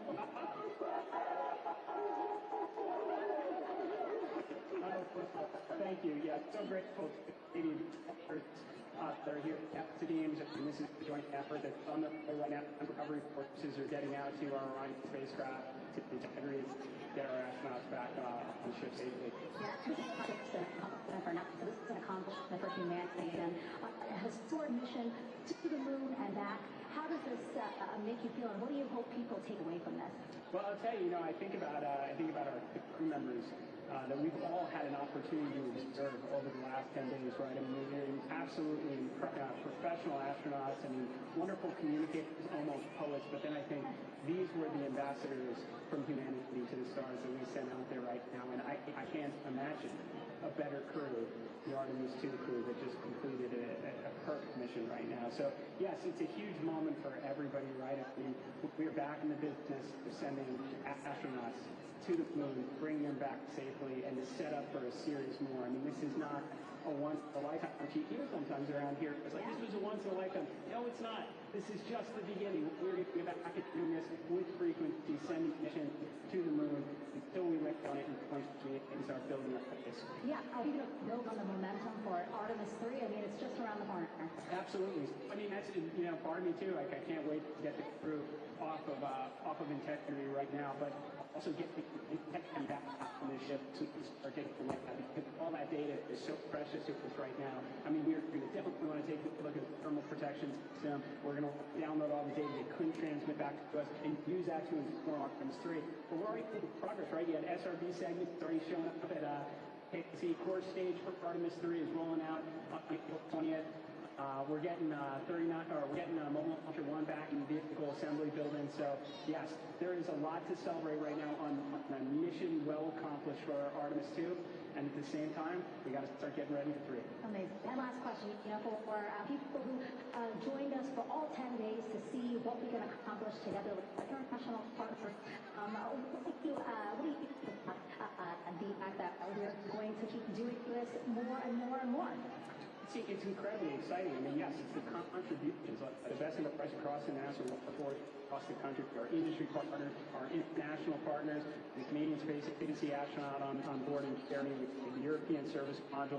And you think, in the days leading up to this launch, I mean, 48 hours prior to launching Artemis II, I was meeting the Space Agency, we signed a memorandum of understanding to build countries, all of our allies and partners coming together saying, we are committed to this effort, we are returning to the moon, we're doing it to stay, we are building that enduring presence, we are going to master the skills on the surface of the moon so someday we can undertake missions to Mars. It's just an incredibly exciting time, and we're not going at it alone, we're bringing everybody along with us. Absolutely. And speaking of everyone, one more time, we're going to ask the crew here, you guys ready to land on the moon? I love that. Okay, well, thank you so much, Administrator. Appreciate you being here. We're, of course, going to stay on to watch the crew get extracted from Orion, so stay tuned, and we'll see you back here shortly.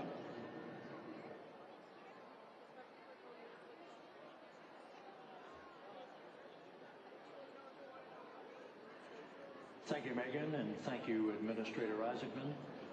We are in the process of working to establish that communications link and to establish the procedures that will lead to the power down of the spacecraft, which is gently bobbing in the Pacific following a bullseye touchdown that occurred at 7:07 p.m. Central Time, 5:07 p.m. Pacific Time, 2.5 hours before sunset in the Pacific, south of San Diego. We have once again heard from the crew during that interview opportunity with the administrator, and we have 4 healthy crew members on board.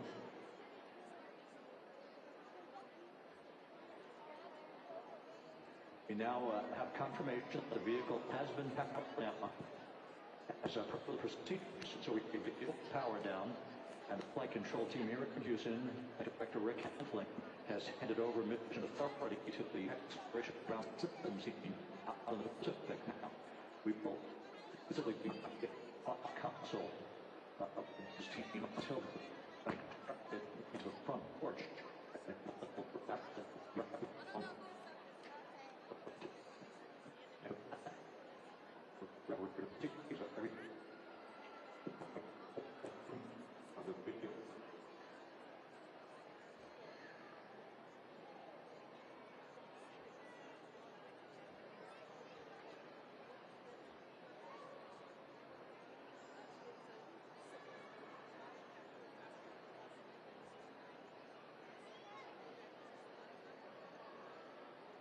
All of the by the book, no issues, perfect trajectory before integrity.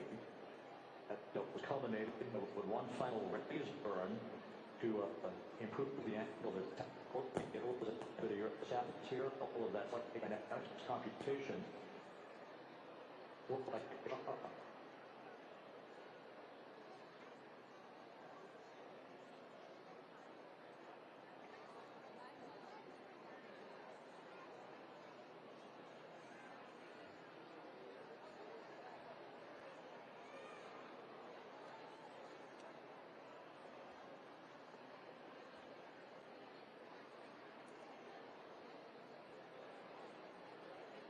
So we are standing by for the recovery team to approach integrity and begin the process of erecting that inflatable raft called the front porch, which will see the crew members be extracted from the hatch of Orion into that inflatable raft before they're hoisted aboard two Navy helicopters in a variety of different configurations. Each crew member will be hoisted in sequential fashion, in alternating fashion, two crew members for each helicopter before they turn around and head back to the John P. Murtha. Once on the deck of the ship, they'll be brought into medical bay for preventive medical exam. Reed Wiseman has reported several times that the crew is in excellent shape.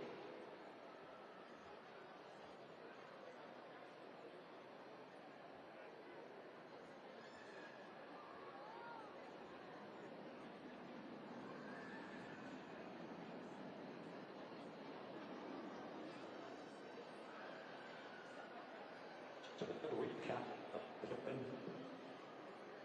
some 20.5 assistance with splashdown detector in the Pacific. The vehicle is in excellent shape.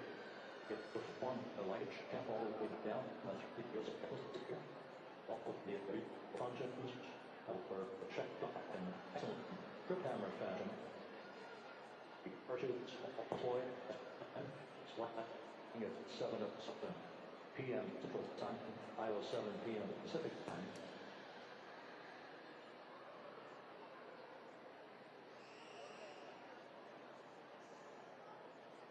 And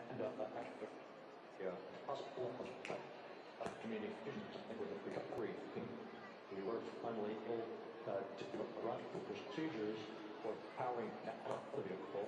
We go over authority, exploration in the Pacific, and the recovery team will be pushing the vehicle to the front porch.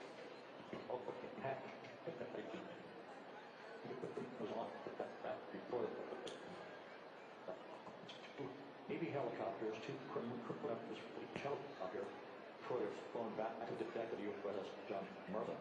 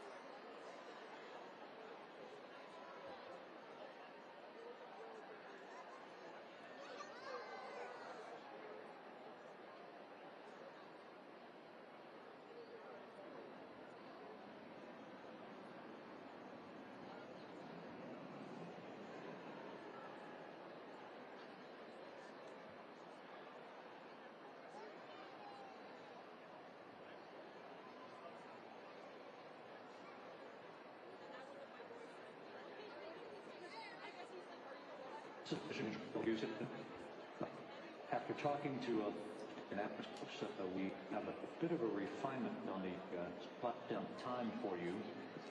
Their computation shows a splashdown time of 7:07 and 27 seconds p.m. Central Time. 7:07 and 27 seconds p.m. Central Time.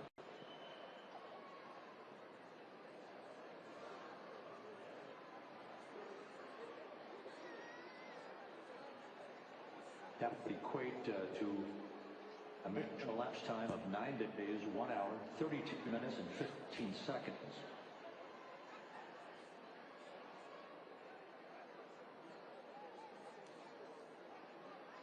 Once again, from Flight Dynamics, a splashdown time of 7:07 and 27 seconds p.m. Central Time would equate to a mission elapsed time of 9 days, 1 hour, 32 minutes, and 15 seconds.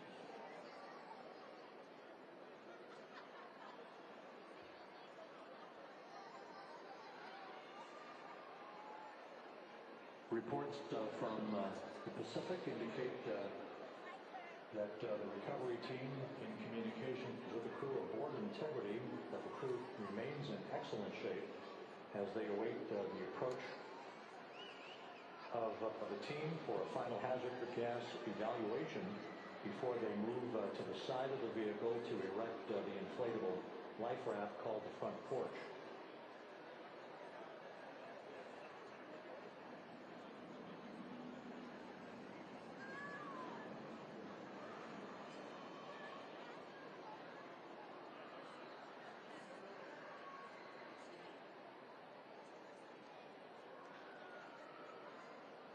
Again, no issues with Integrity. The vehicle is powered down.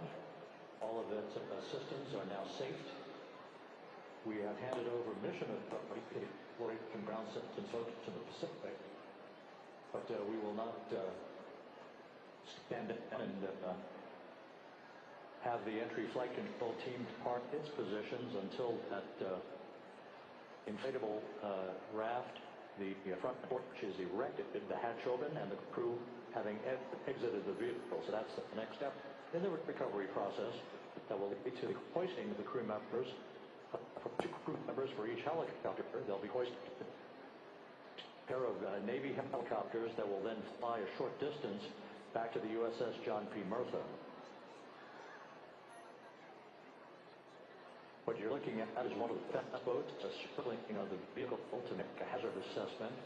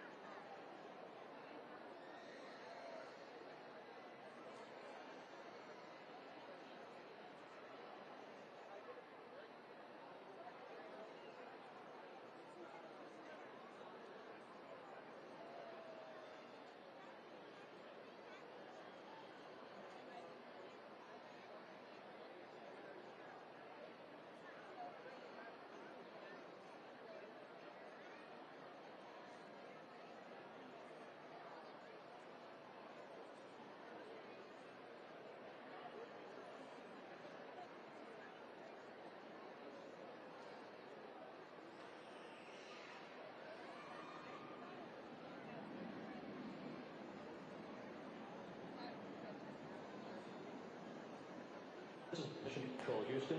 Once again, watching the initiation of the recovery of the Artemis crew aboard integrity. All of the Navy divers and boats are now approaching the spacecraft after conducting a hazard assessment. The vehicle has been powered down. The director canceling, now waiting for the aircraft, the port to be along the side of the vehicle, so the hatch can be opened and the crew members from integrity to be hoisted on one and will hit a Navy helicopter for a short flight back to the USS Dr. Martha. We talked to a more official down the Splashdown time, as it were, of 7:27 p.m. Central Time, 5:07 and 27 seconds p.m. Pacific Time. That would equate to a mission elapsed time of 9 days, 1 hour, 32 minutes, and 15 seconds.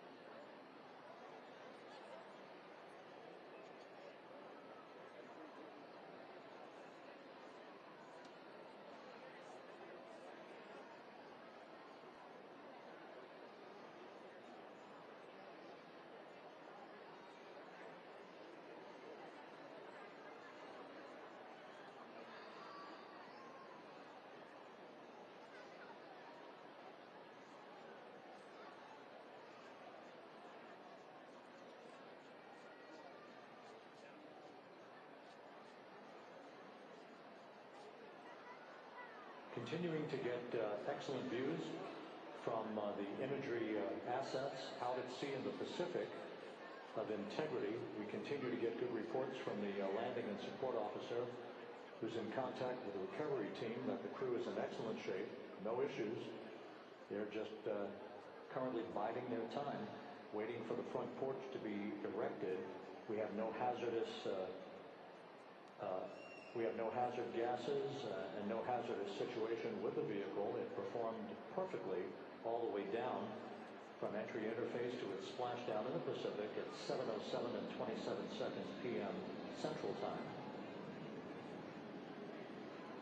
And as you can see, the first phalanx of recovery personnel now pulling up alongside of Integrity.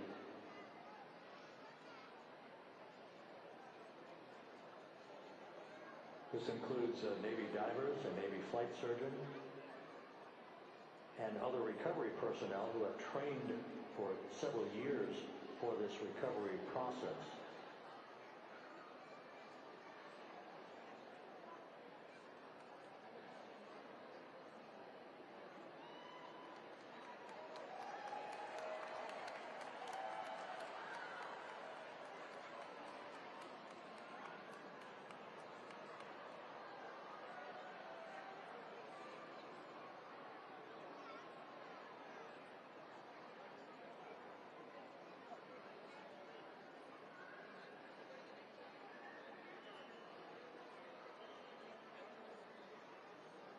At this hour, some 41 minutes following splashdown, the vehicle has been powered down.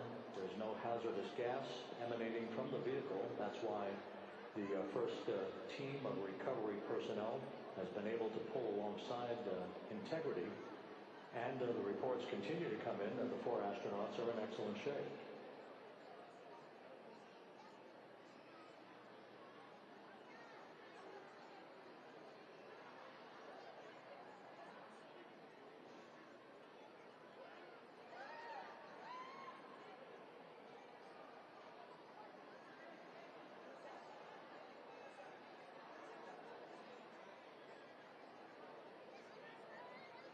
Yes.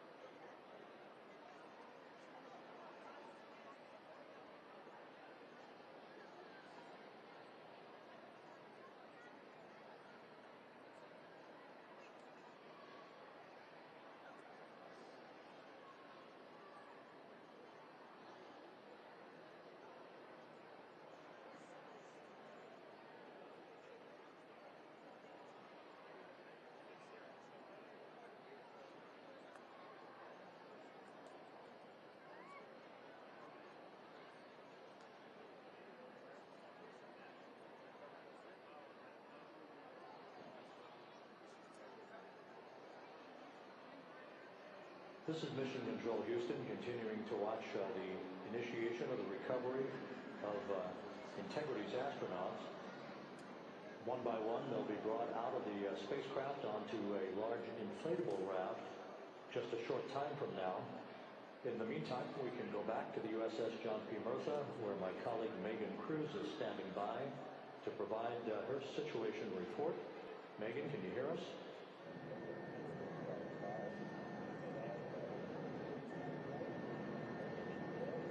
Hey Rob, yes I can hear you. Thank you. Yeah, we're back here on the bow of the recovery ship where there are still plenty of people peering out into the water. We are not very far from the action everyone is seeing on their screen now.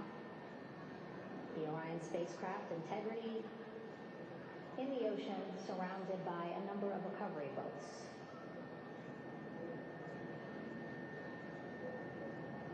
As Rob has been saying, in those recovery boats, NASA and Navy personnel specifically trained to get the astronauts out of Orion.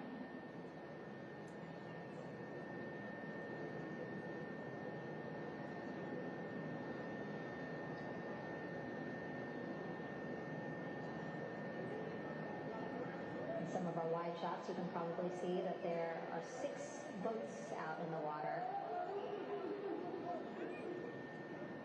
More than 40 people out in the water right now on those boats.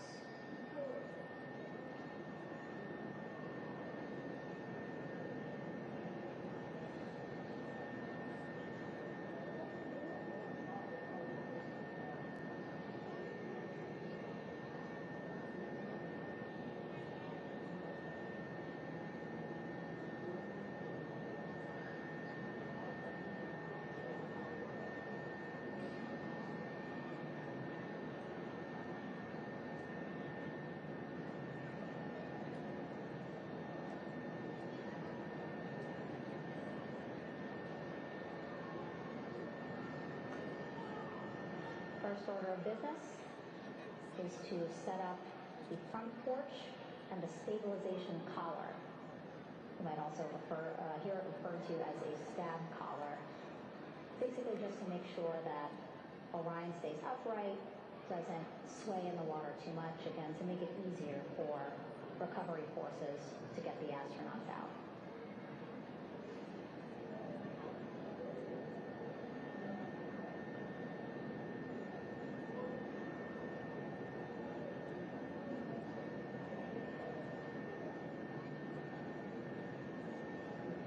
Again, we splashed down in the Pacific Ocean just after 5 p.m. Pacific time here. It's a requirement by NASA to be able to get the crew out of Orion within 2 hours of splashdown. So doing great on time so far. Plenty of time. No rush either. I was speaking to NASA flight surgeon Rick Schuring earlier in this broadcast, and he said to me, no rush to get the crew out. Just want to make sure that they're feeling good, and whenever they're ready to take their step out of Orion and onto that large raft, the front porch, folks will be ready.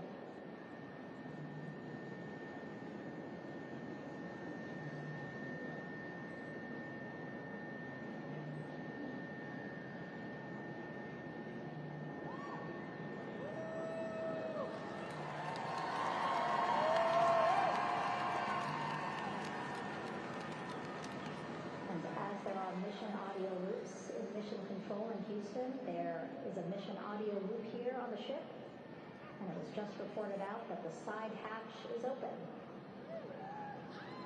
Side hatch of integrity is open.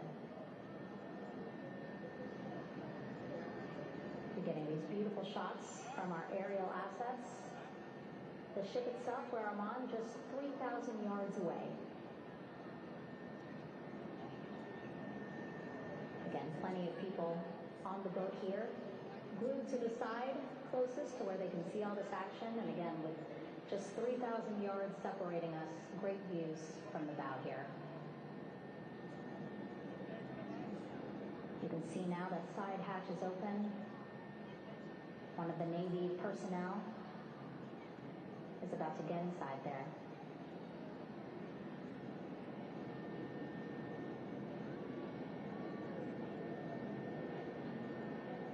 In they go.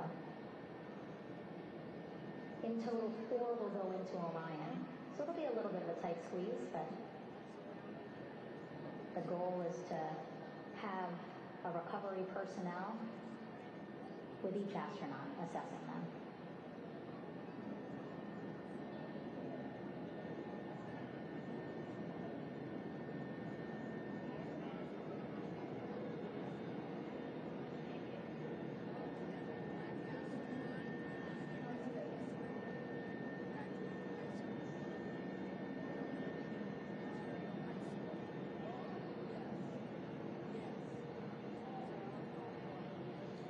Boat's getting closer now. Again, that one that's right up against Orion, those are the divers that will go in to the spacecraft to check on each of the astronauts. These other boats will begin doing a number of things, putting on that stabilization collar onto Orion, building that front porch. Eventually, they will retrieve the parachutes, as well as tow Orion back to the well deck of the recovery ship here.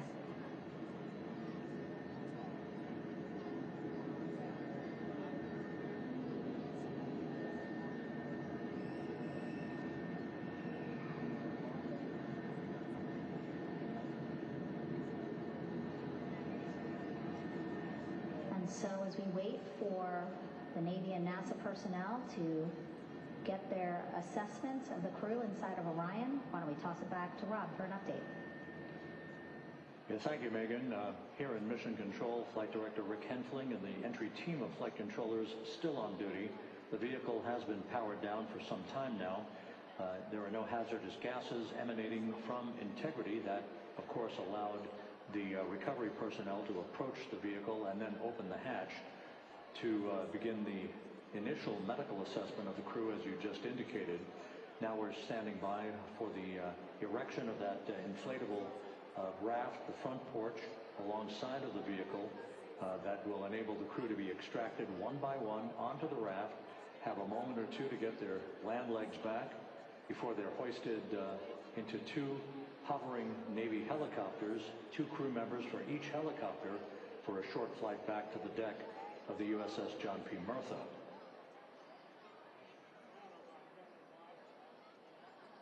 All of Integrity's systems operated flawlessly throughout the course of the approach to the Earth, the entry into the Earth's atmosphere, and all of the key milestones that followed in this high-speed return to Earth for Integrity, a mission that spanned more than 694,000 miles from the vehicle's launch from the Kennedy Space Center atop the Space Launch System back on April 1st.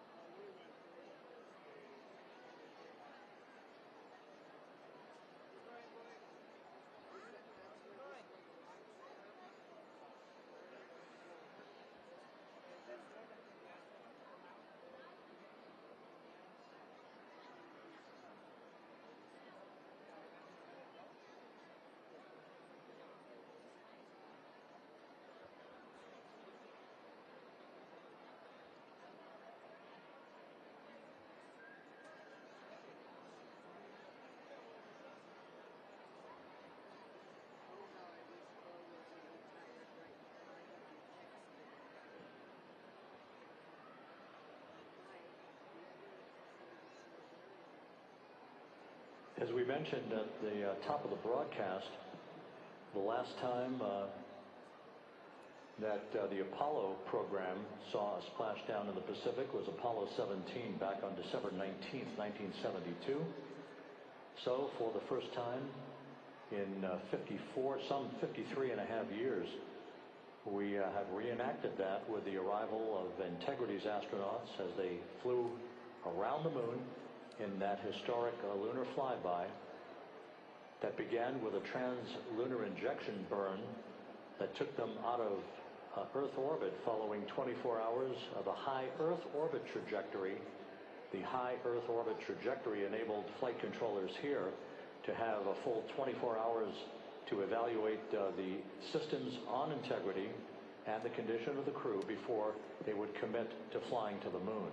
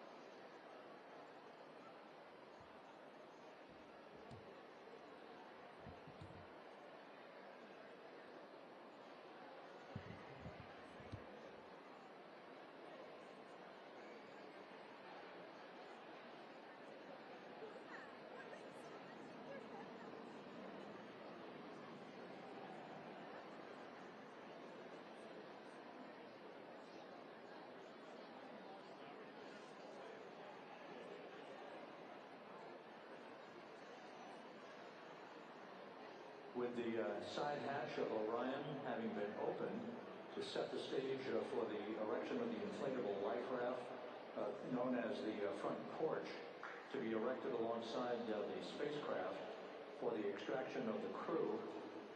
Let's play for you an interview that my colleague Megan Cruz conducted on the USS John P. Murtha with Navy diver First Class David McMahon that explains how this process is unfolding.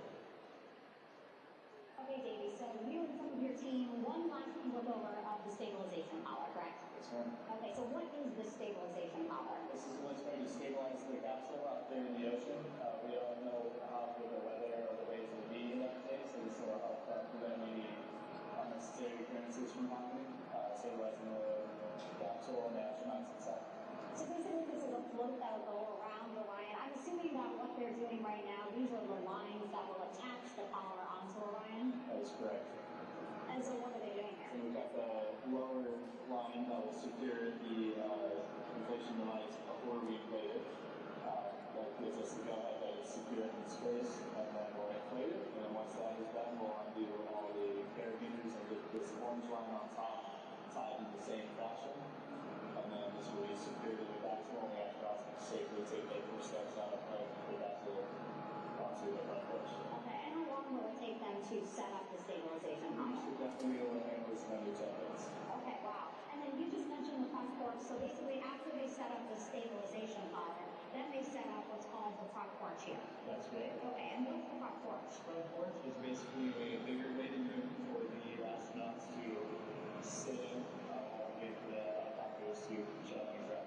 Okay, so the medical team that was inside and with the crew, they're going to help them out and onto the front porch? That is correct. And then what happens here? We have highly trained medical personnel also on board the front porch that will give them look overs and just make sure they're okay while we wait for the helicopters to show up. Okay. How does it feel, I mean, your team, you, to be part of a mission that's returning astronauts from the moon in more than 50 years? We all feel extremely honored to be a part of this, as well as a bigger mission for the Navy, joining up with NASA to do great things. And do you feel like you're your team already? Yes, very good. Cool. All right, thank you so much. Yep.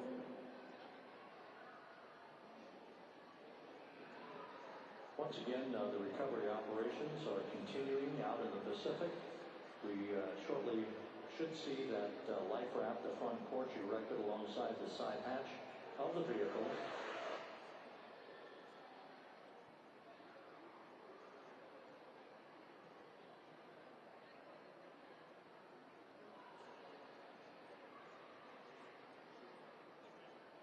A number of flight controllers have come into the flight control room to receive congratulations from Entry Flight Director Rick Hensling.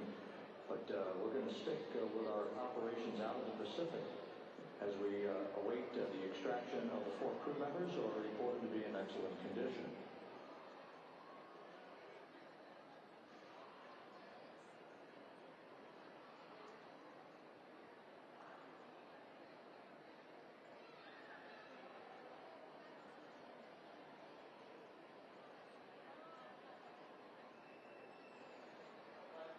Again, while we stand by for that front porch to be erected alongside of the side hatch of the vehicle, let's go back to the USS John P. Murtha and Megan Cruz. Megan?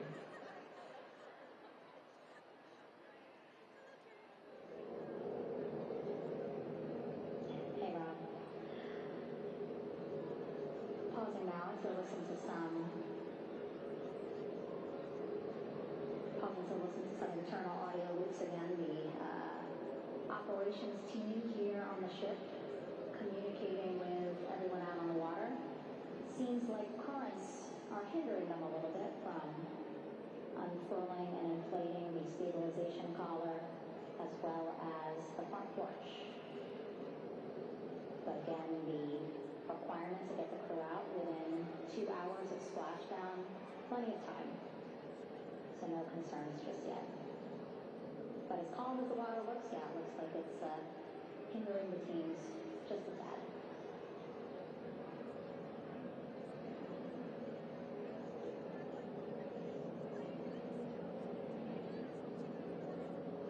You can see some of our shots, the side hatch still open. Again, inside there are now 8 people inside. 4 divers, Navy divers, all with medical training, each assigned to an astronaut each. Making sure that they're comfortable, feeling good.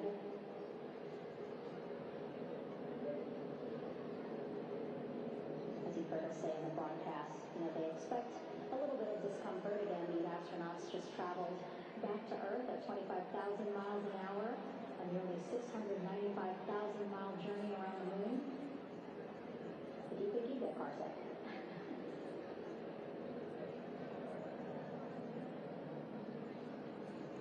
Again, 6 boats out there, lots of gear with them, just in case, right?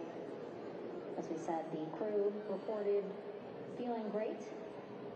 But again, all those folks out there, in case they weren't, right? NASA is all about making sure we think about every situation that can happen.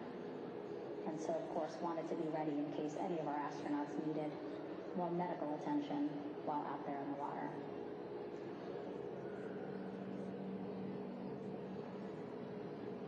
You see now teams again trying to set up the stabilization collar and the front porch for the crew to get out of Orion. They need both, right? The stabilization collar will keep Orion from swaying as you see it is doing now.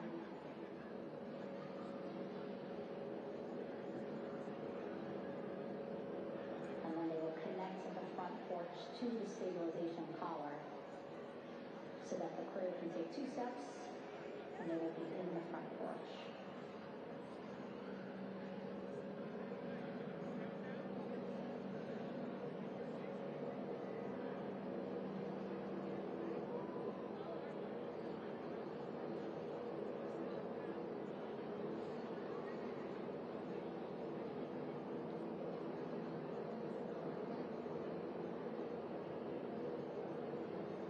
Chatter on the mission audio list, that's a good thing. Again, things proceeding pretty nominally, even if they're fighting some currents out there in the Pacific Ocean.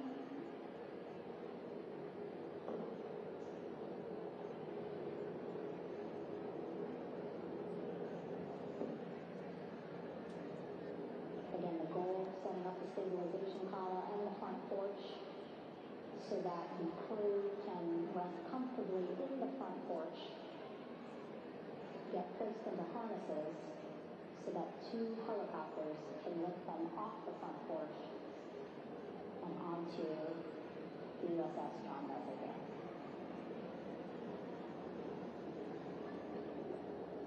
The helicopters are going to take turns picking up an astronaut. So again, Helo 1 and Helo 2.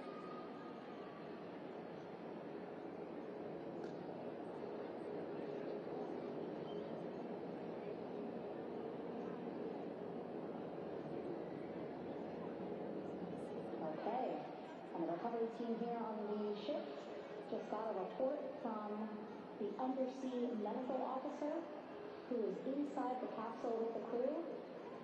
He is reporting all 4 members are green. All of our 4 astronauts, Reed, Victor, Christina, Jeremy, green, and they're feeling great. Not the complexion of this one. They are feeling great, happy to be home, and ready to be extracted as soon as possible.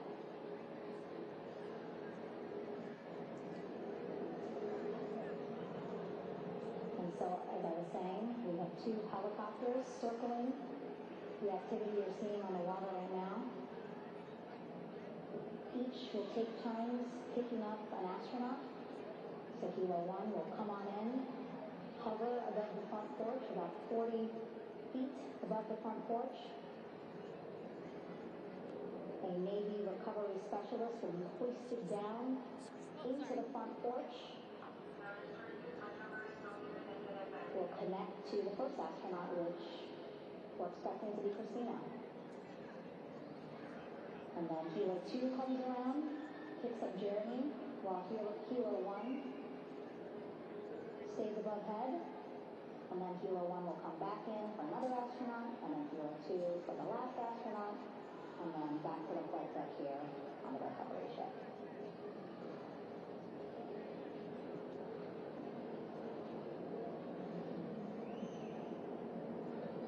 I was talking to Assistant Artemis Recovery Director Paul Sierpinski.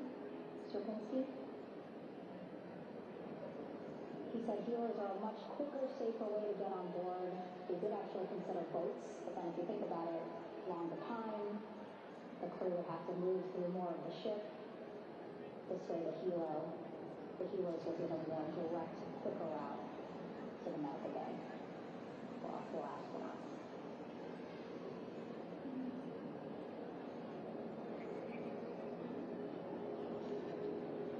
Beautiful shots from our aerial and imagery teams.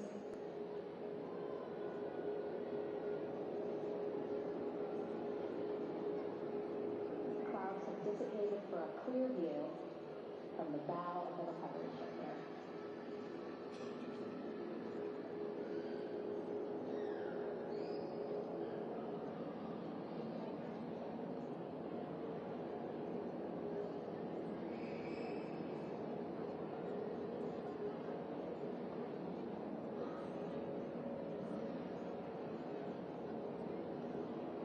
Still see divers in the water there.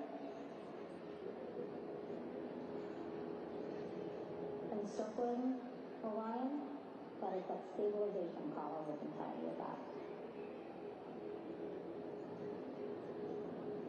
As you saw in that interview just a few minutes ago, they have to first connect to Orion, and then once it's secured onto Orion, they can inflate it, and then they'll further secure it with other harnesses and lines.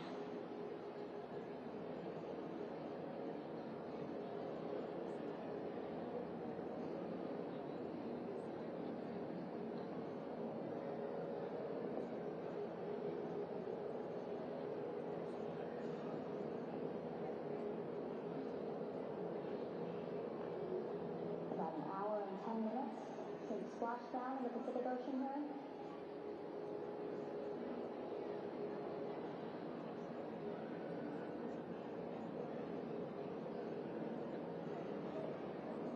Victor, Christina, and Jeremy back home after a history-making mission to the moon and back.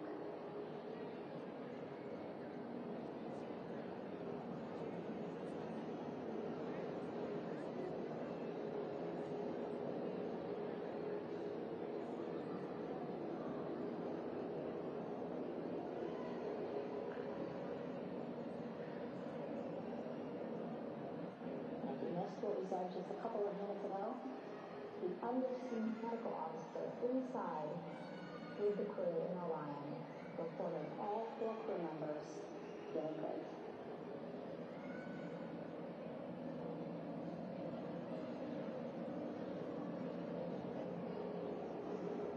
Progress being made there on the stabilization collar, and it looks like they are beginning to inflate it.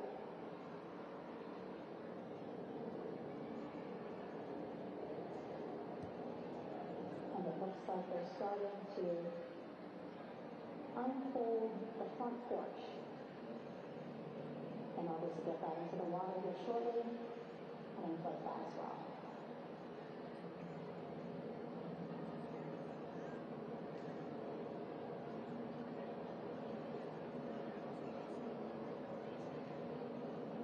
Again, more than 40 people out in the water right now. And those Navy and NASA personnel have been in the water for now about 4 hours.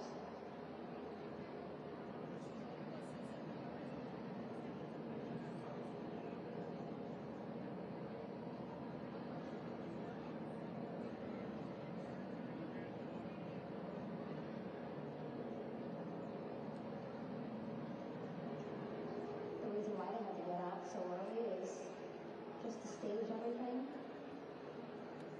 And actually here on the ship, when there are flight operations happening, you can't have anything else, right?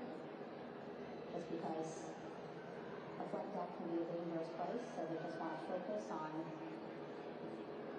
planes coming and going from the ship, so that's why they wanted to get the boats in the water to make sure that they have all the time they needed for the flight ops.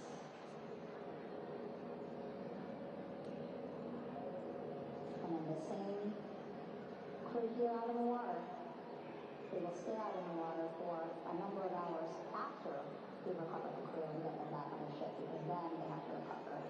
All right?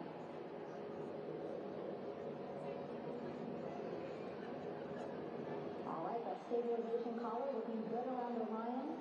We're now seeing some recovery personnel getting on to that collar. Again, they need to further attach it to Orion to make sure that it can really prop up the spacecraft. It's basically lifting it up off of the water just a tad. Again, so it's not so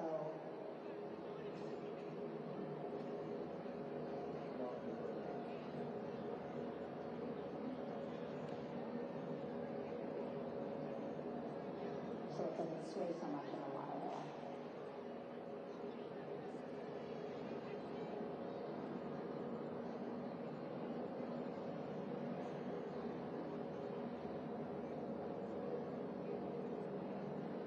And now that front porch looks like it's nearly fully inflated as well. You can see a much larger surface area.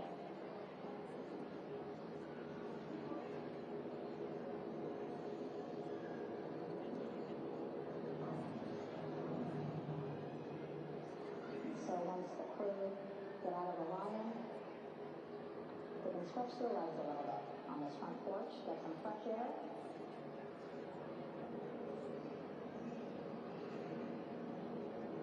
And enjoy this beautiful day here on their home planet.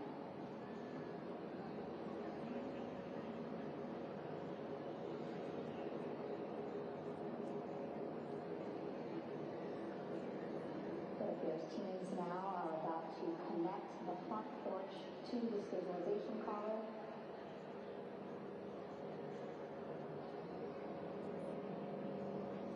And at that point, when both are secure, we should soon see astronauts come out of Orion.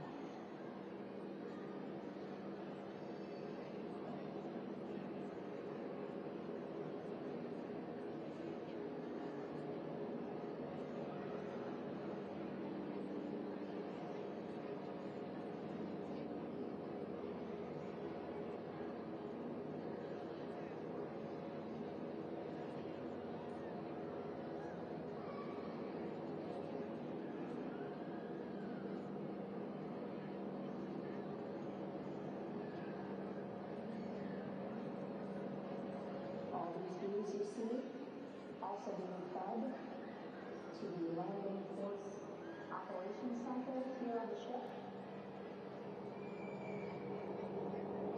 Of course, it is very important for our recovery teams leading the mission to have all the views that you're seeing as well. Again, listening to their communication loop here on the ship. Very quiet, which is a good thing. It means things are going pretty nominally, meaning as expected.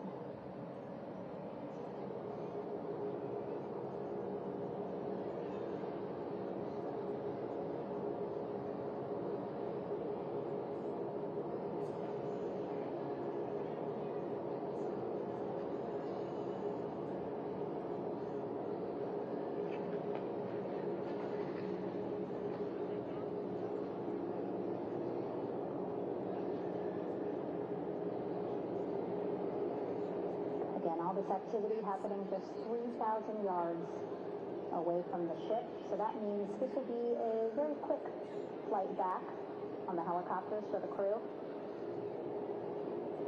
2-3 minutes, and then they'll be back here on the ship.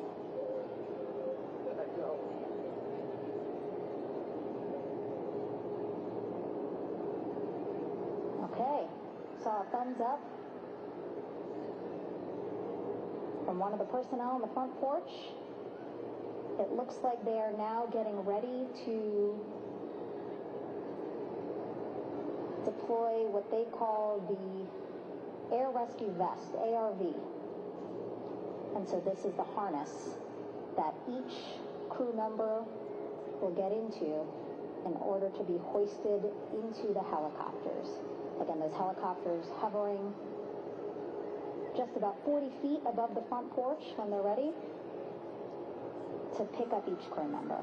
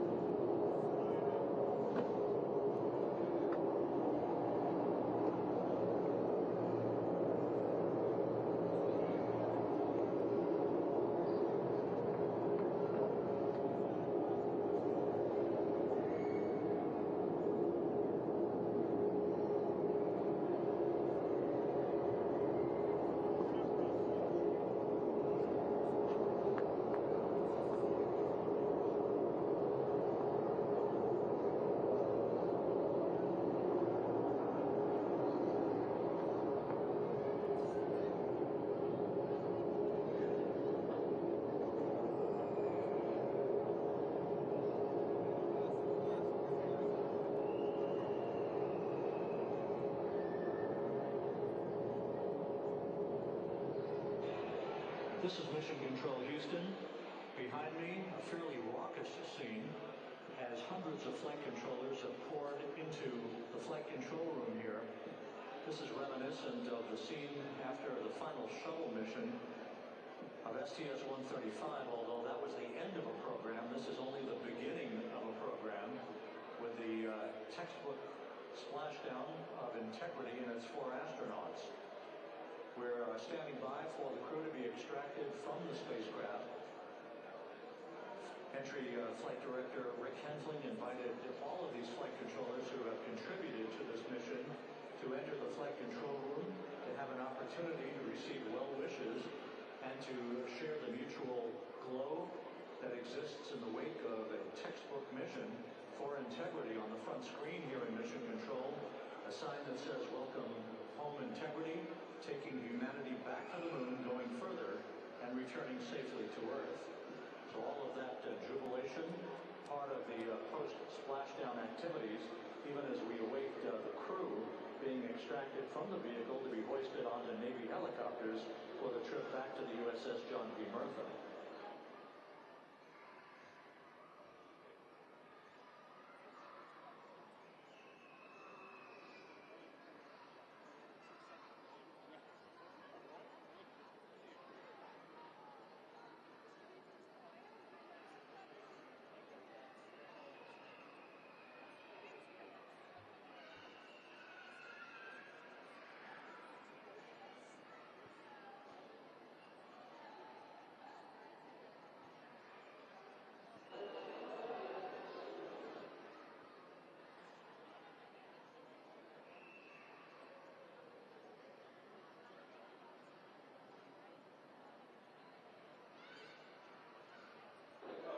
Once again here in Mission Control, this view of the Artemis Flight Control Room, known as the White Flight Control Room. This is the old shuttle flight control room, and now is the home of Artemis missions to the moon and beyond.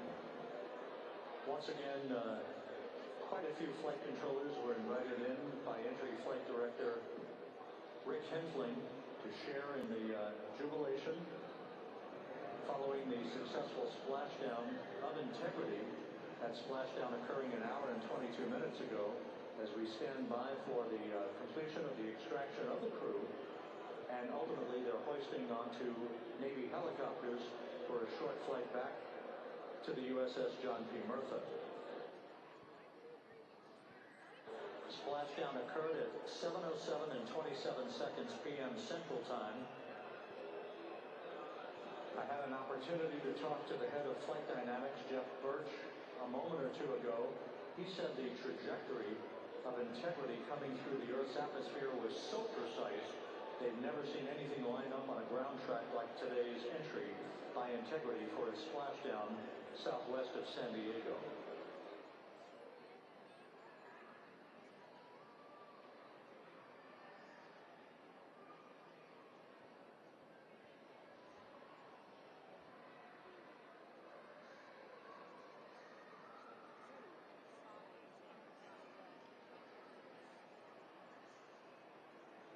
And the initial, you can hear it.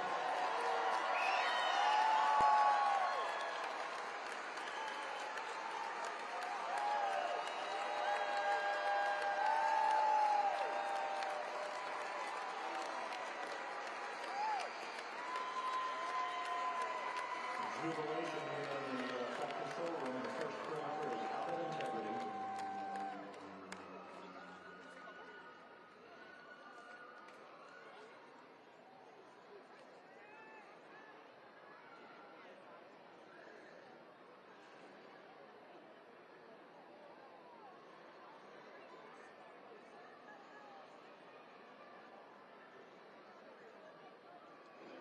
We are expecting the other crew members momentarily to be extracted.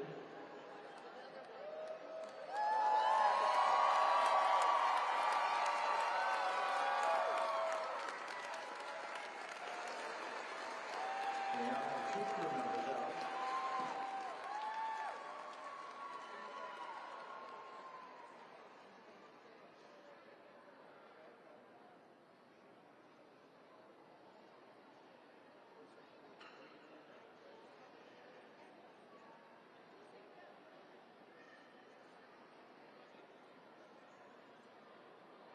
Two crew members out, 2 to go.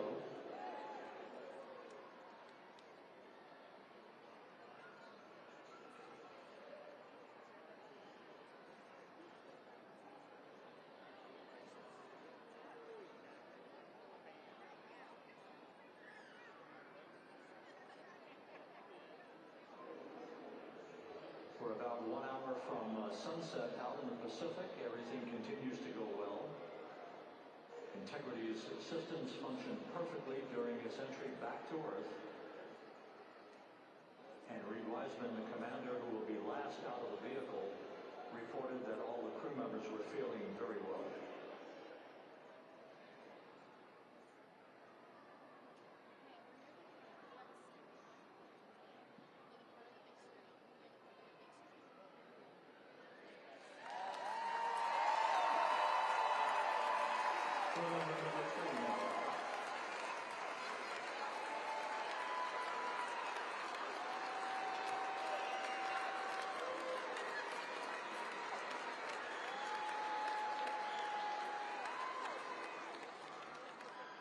And now standing by for the commander, Reed Wiseman, who will be last out of his ship.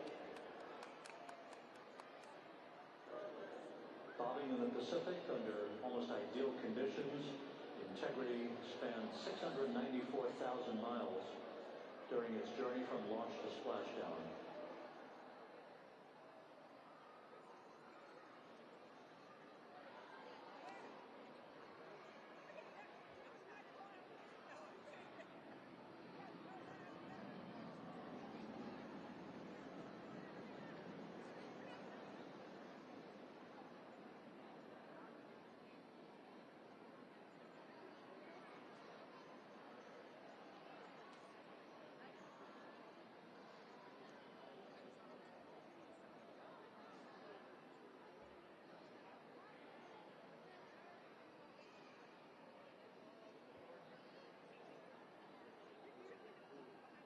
And we now have Reed Wiseman out of the vehicle. All 4 crew members now out of Integrity.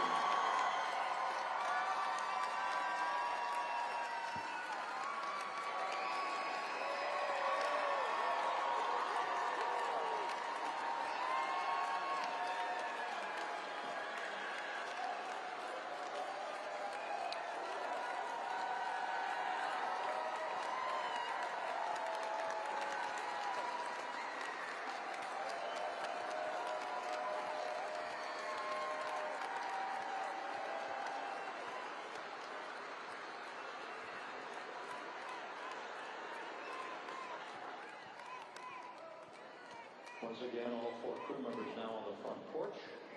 And the procedure to begin hoisting them up to these 2 Navy helicopters hovering overhead will begin shortly.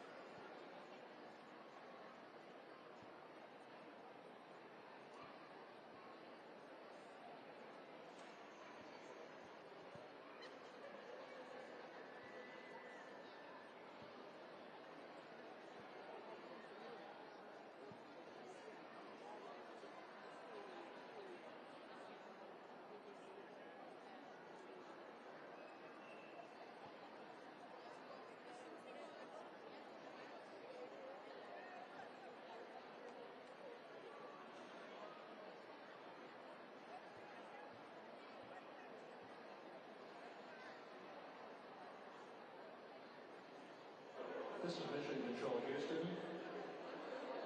The mission is over, but the melody lingers on as jubilation continues here in the flight control room. We should be expecting NASA's Associate Administrator, Amit Shatria, to be joining us shortly for a short interview while the recovery operations continue out in the Pacific. So we'll stand by for that. And then we'll turn it back over to Megan Cruz aboard the USS John P. Murtha.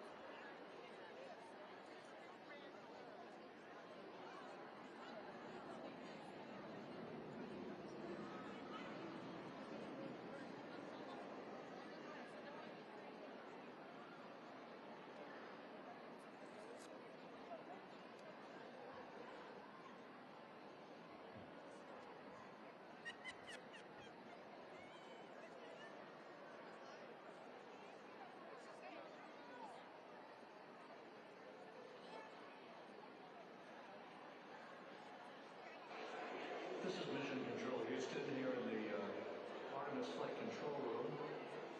A number of flight controllers are basking in the glory of the successful end of this mission that carried 4 astronauts around the moon on the lunar flyby and the first test flight of Orion with crew members on board. Splashdown occurring an hour and 32 minutes ago after a flawless descent back into the Earth's atmosphere for the vehicle. It's 4 crew members in good shape, simply enjoying their time right now on the front porch, as it were, the inflatable craft alongside of their Integrity spacecraft. We're expecting Amit Shatria, the NASA Associate Administrator, to join us here momentarily for a brief interview before we turn it back over to Megan Cruz aboard the USS John P. Murtha, the recovery ship.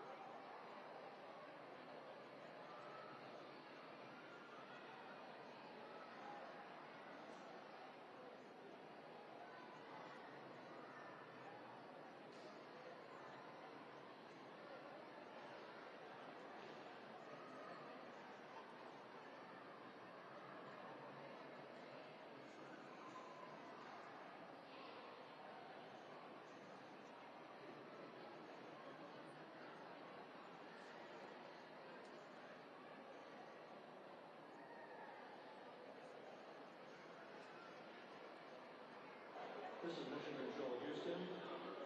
We're about an hour and 34 minutes since the textbook splashdown of integrity in the Pacific to bring home our astronauts. And with us now is Amit Katria, the NASA Associate Administrator. Amit, a little bit of history made tonight, a little bit of history made over the past few weeks. Your thoughts as this team here basks in the glow of what they've just accomplished.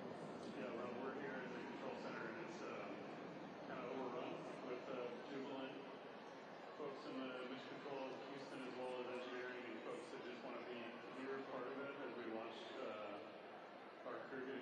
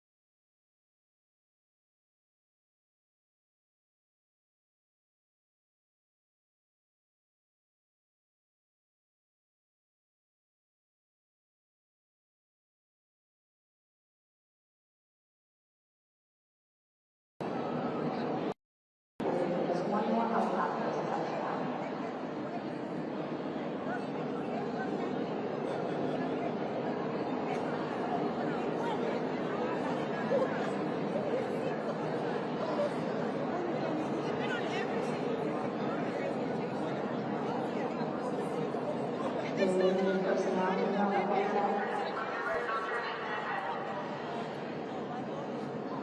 At that third helicopter touches down.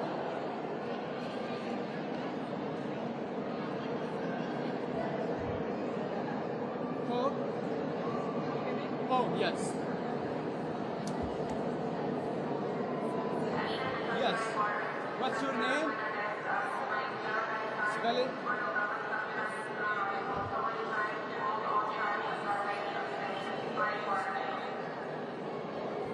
How you feel? Can you talk me about that?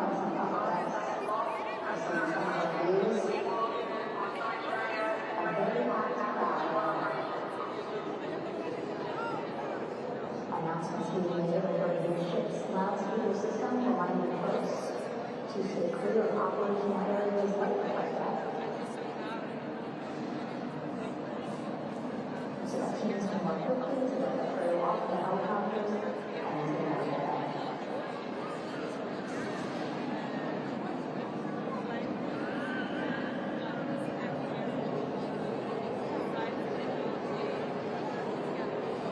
Can you ask me how he received it? Splashdown today, 5:06 p.m. Pacific time. We are within 2 hours of that splashdown time, and already we have all 4 crew members on the flight deck of the USS Darling America. Do we have anything?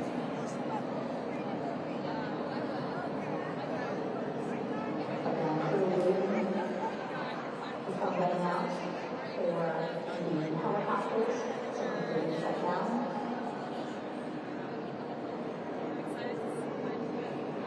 Safety, of course, very important to NASA and the U.S. military.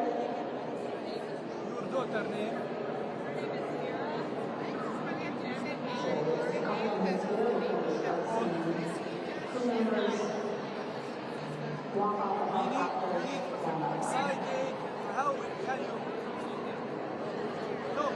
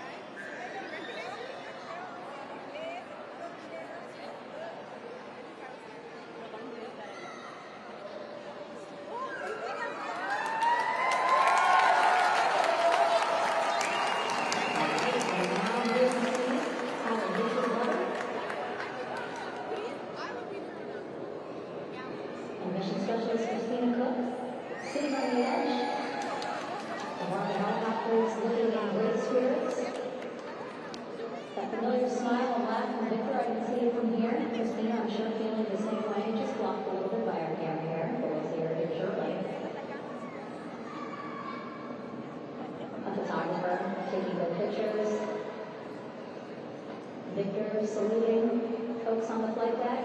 They look like they're in great spirits. Happy to be home, I'm sure.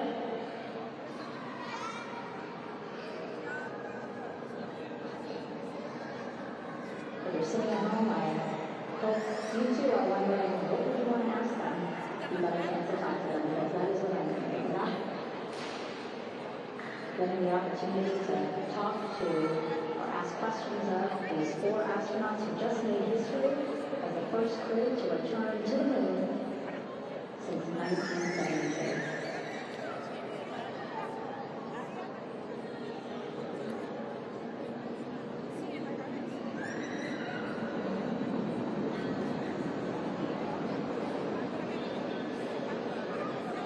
There we see Christina there, also smiling.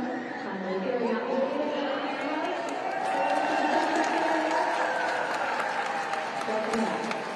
Welcome home. A loudspeaker announcement on the ship saying, "Welcome home, integrity."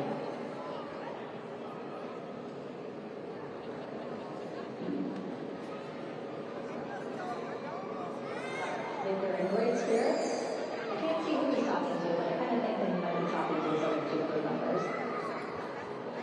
Shouting from across the flight deck, congratulations to one another.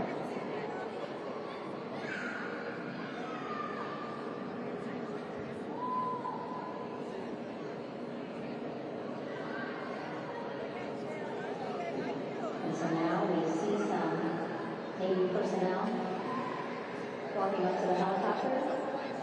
This is again the first helicopter carrying pilot Victor Glover and mission specialist Christina Cook. Both have taken off their helmets now.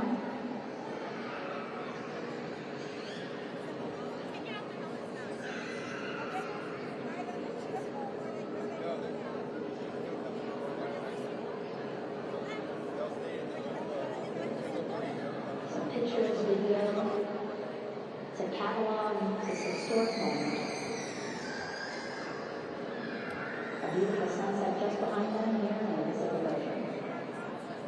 Golden hour. These pictures are really beautiful.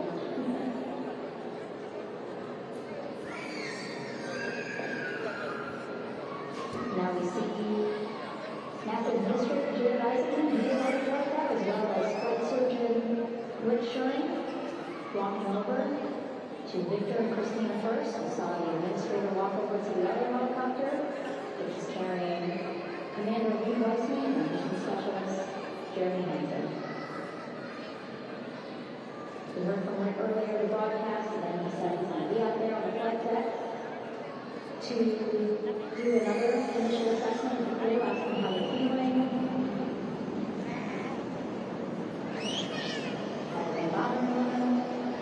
Again, from what I'm seeing, they look like they're in great spirits and feeling pretty good.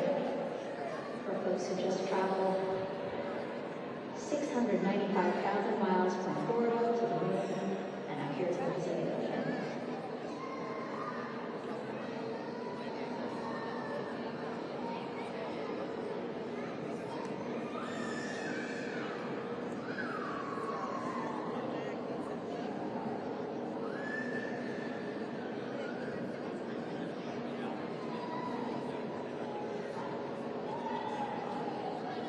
Seeing NASA Administrator Jared Isaacson walking across the flight deck. He had been talking to Reed and Jeremy, now approaching Victor and Christina.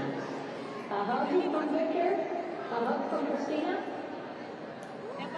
What a moment that we're getting to experience together.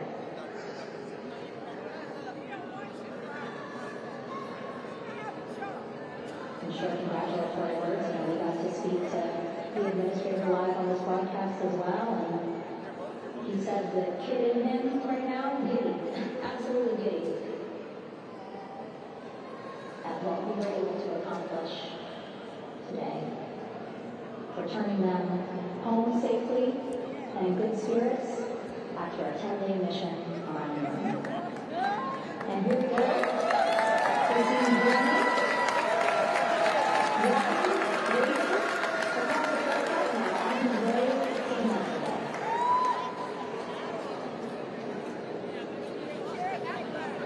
It's a short walk,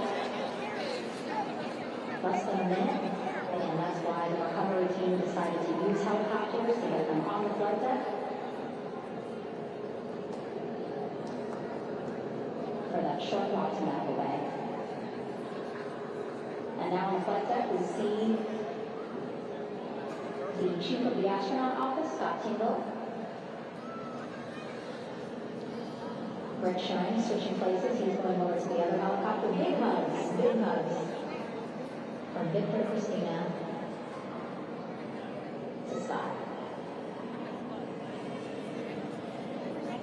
a gorgeous sunset, setting the stage for this recovery tonight.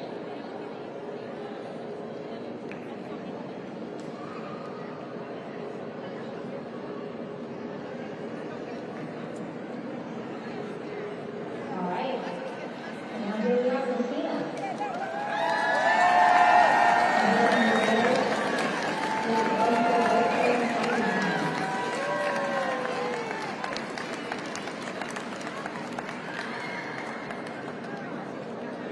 You can see she's looking up and lots of people, just a few yards up, off the flight deck. Welcoming her home.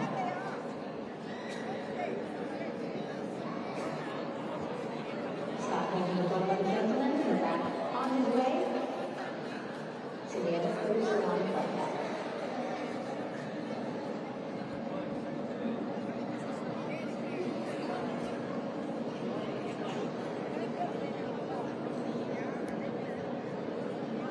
Still on the flight deck, Victor's letter, and Lee Weissman. It looks like Victor will be the next one heading to the upper deck. One of us. He's under.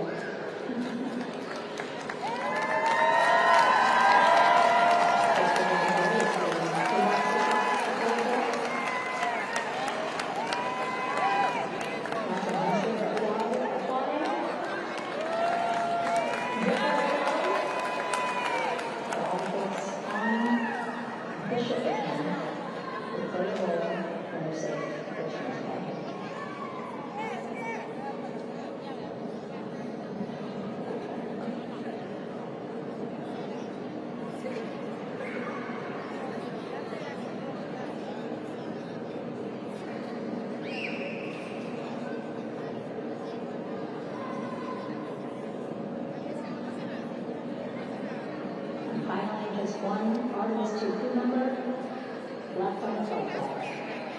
Commander Lee Weissman.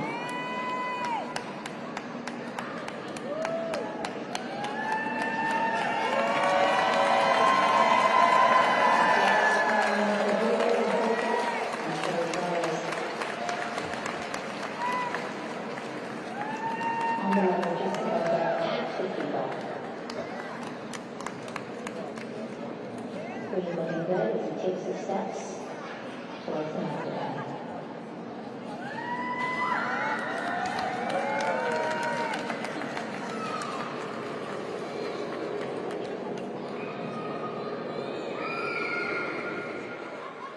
Here are 4 Artemis II crew members back on the ship.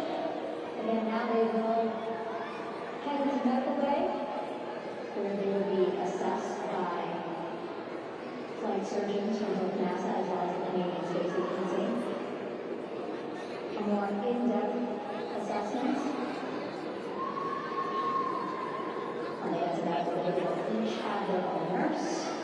They will be helped out of their suits. And then again, we'll check to see that they're feeling good.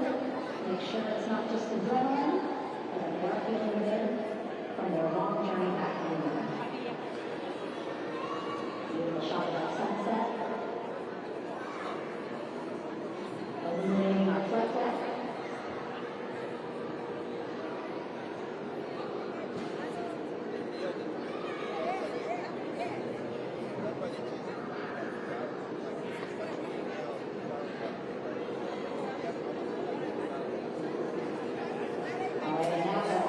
Safely on board. I want to welcome on Artemis recovery director, Louis Royale. Louis, I don't know how you must be feeling right now. Ecstatic? I'm relieved. Of course, we're so happy to bring the capsule into the water to the ship, but this is a major milestone to have the crew here on the ship. And our team has been preparing really hard and just so proud of them all. Everything went very well. Our teammates in Houston, the flight control team, was just amazing. We were able to have great conversations and communication about everything. And I don't know what else to say. I'm just so excited. It is such a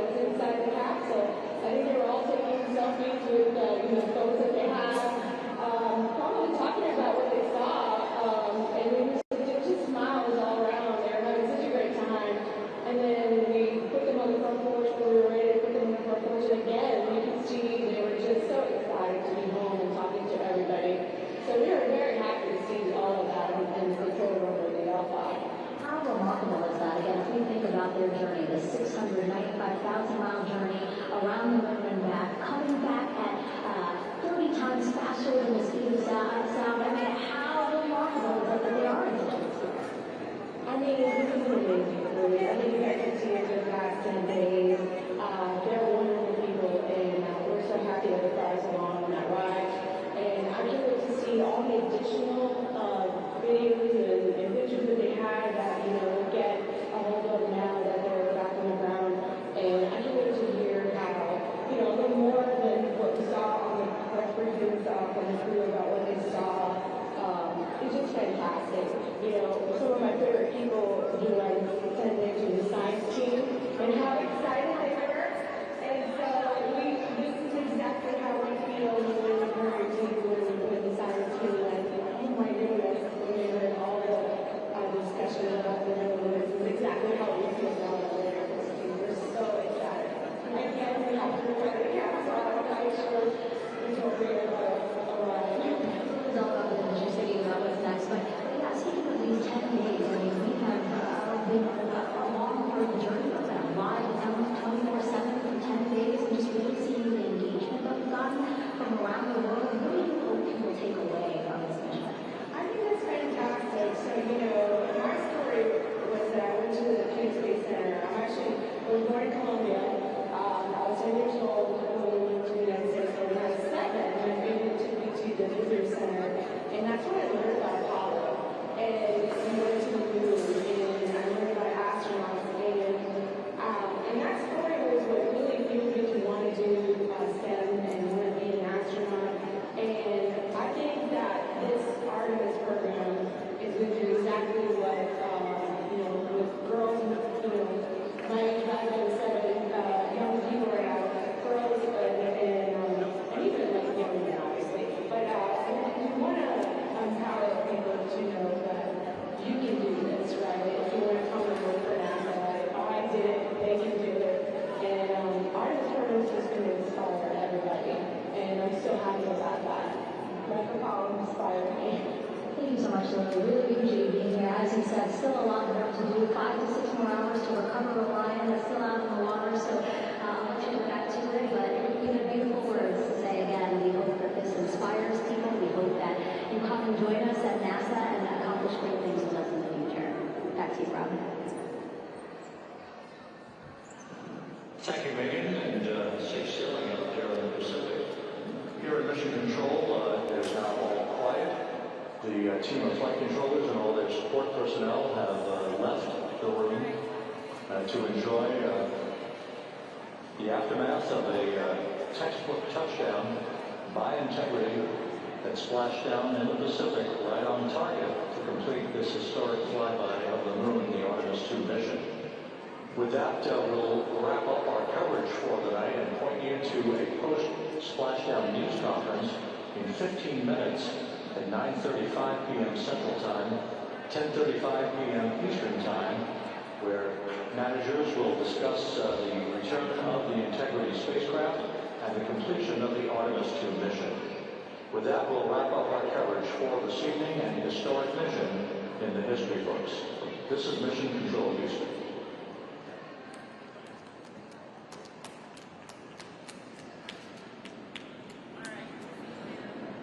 Main chute deployed. And we have 3 good main chutes.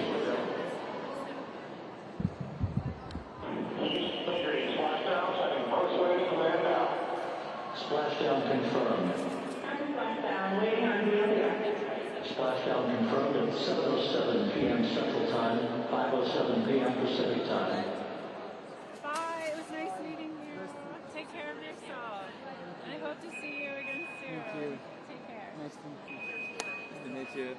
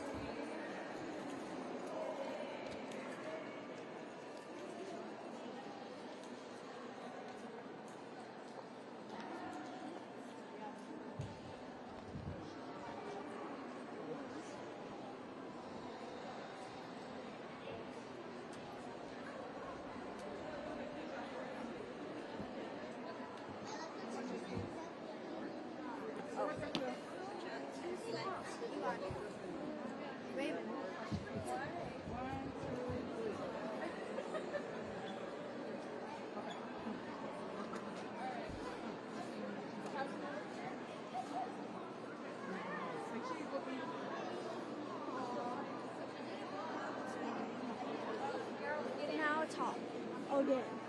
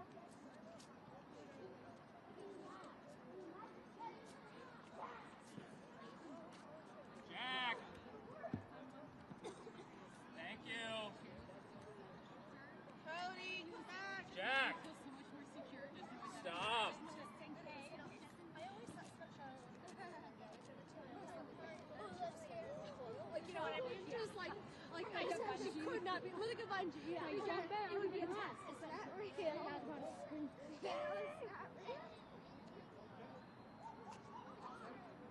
خلصت بتلاقي لي مكان ما نزلت.